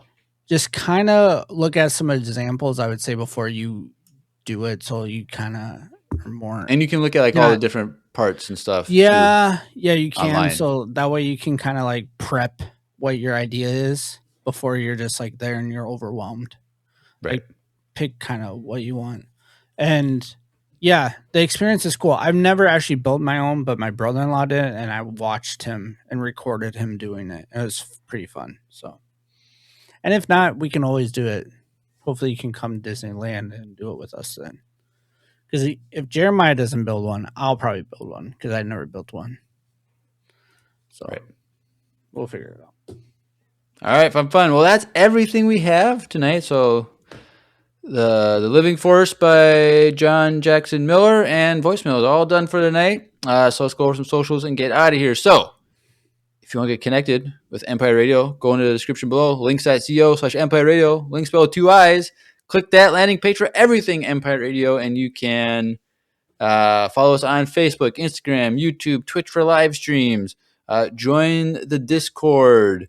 Send a voicemail. Also, next week we're doing our movie review for the Mando and Grogu movie. So send in your voicemail if you want to let us know your thoughts. But also, we're looking to do some fan interviews to do their reviews, like so we could have some exclusive content for our Patreon users. So if you want to be one of those fans that does a little quick, like 15-20 minute video review with me, slide into my DMs on Discord or send us an email. That email is in the link in the description as well. It'll be a lot of fun. I'll max 10 people, but we only got 4 people to sign up so far for that. Did So Will if you sign want up? to, huh? Did Will sign up? No, Will, do you want to do a movie review with me? Let me know on Discord. Tomorrow. Let me know. This quick 15-20 minute thing that would be on Patreon. He said, sure. I like the enthusiasm, Will. Like my wife always says, sure is an unsure answer. Yep. And also email. If you want to email us for any reason, go ahead and do that as well. So next week, be me, Drew, and Grace for sure for the movie review. Andrew's being lame and isn't giving us a direct answer if he's going to be there or not. But we're hoping to have all 4 people for our movie review next weekend. So that should be a lot of fun. So it'll be a surprise. You'll find out next week if Andrew is with us.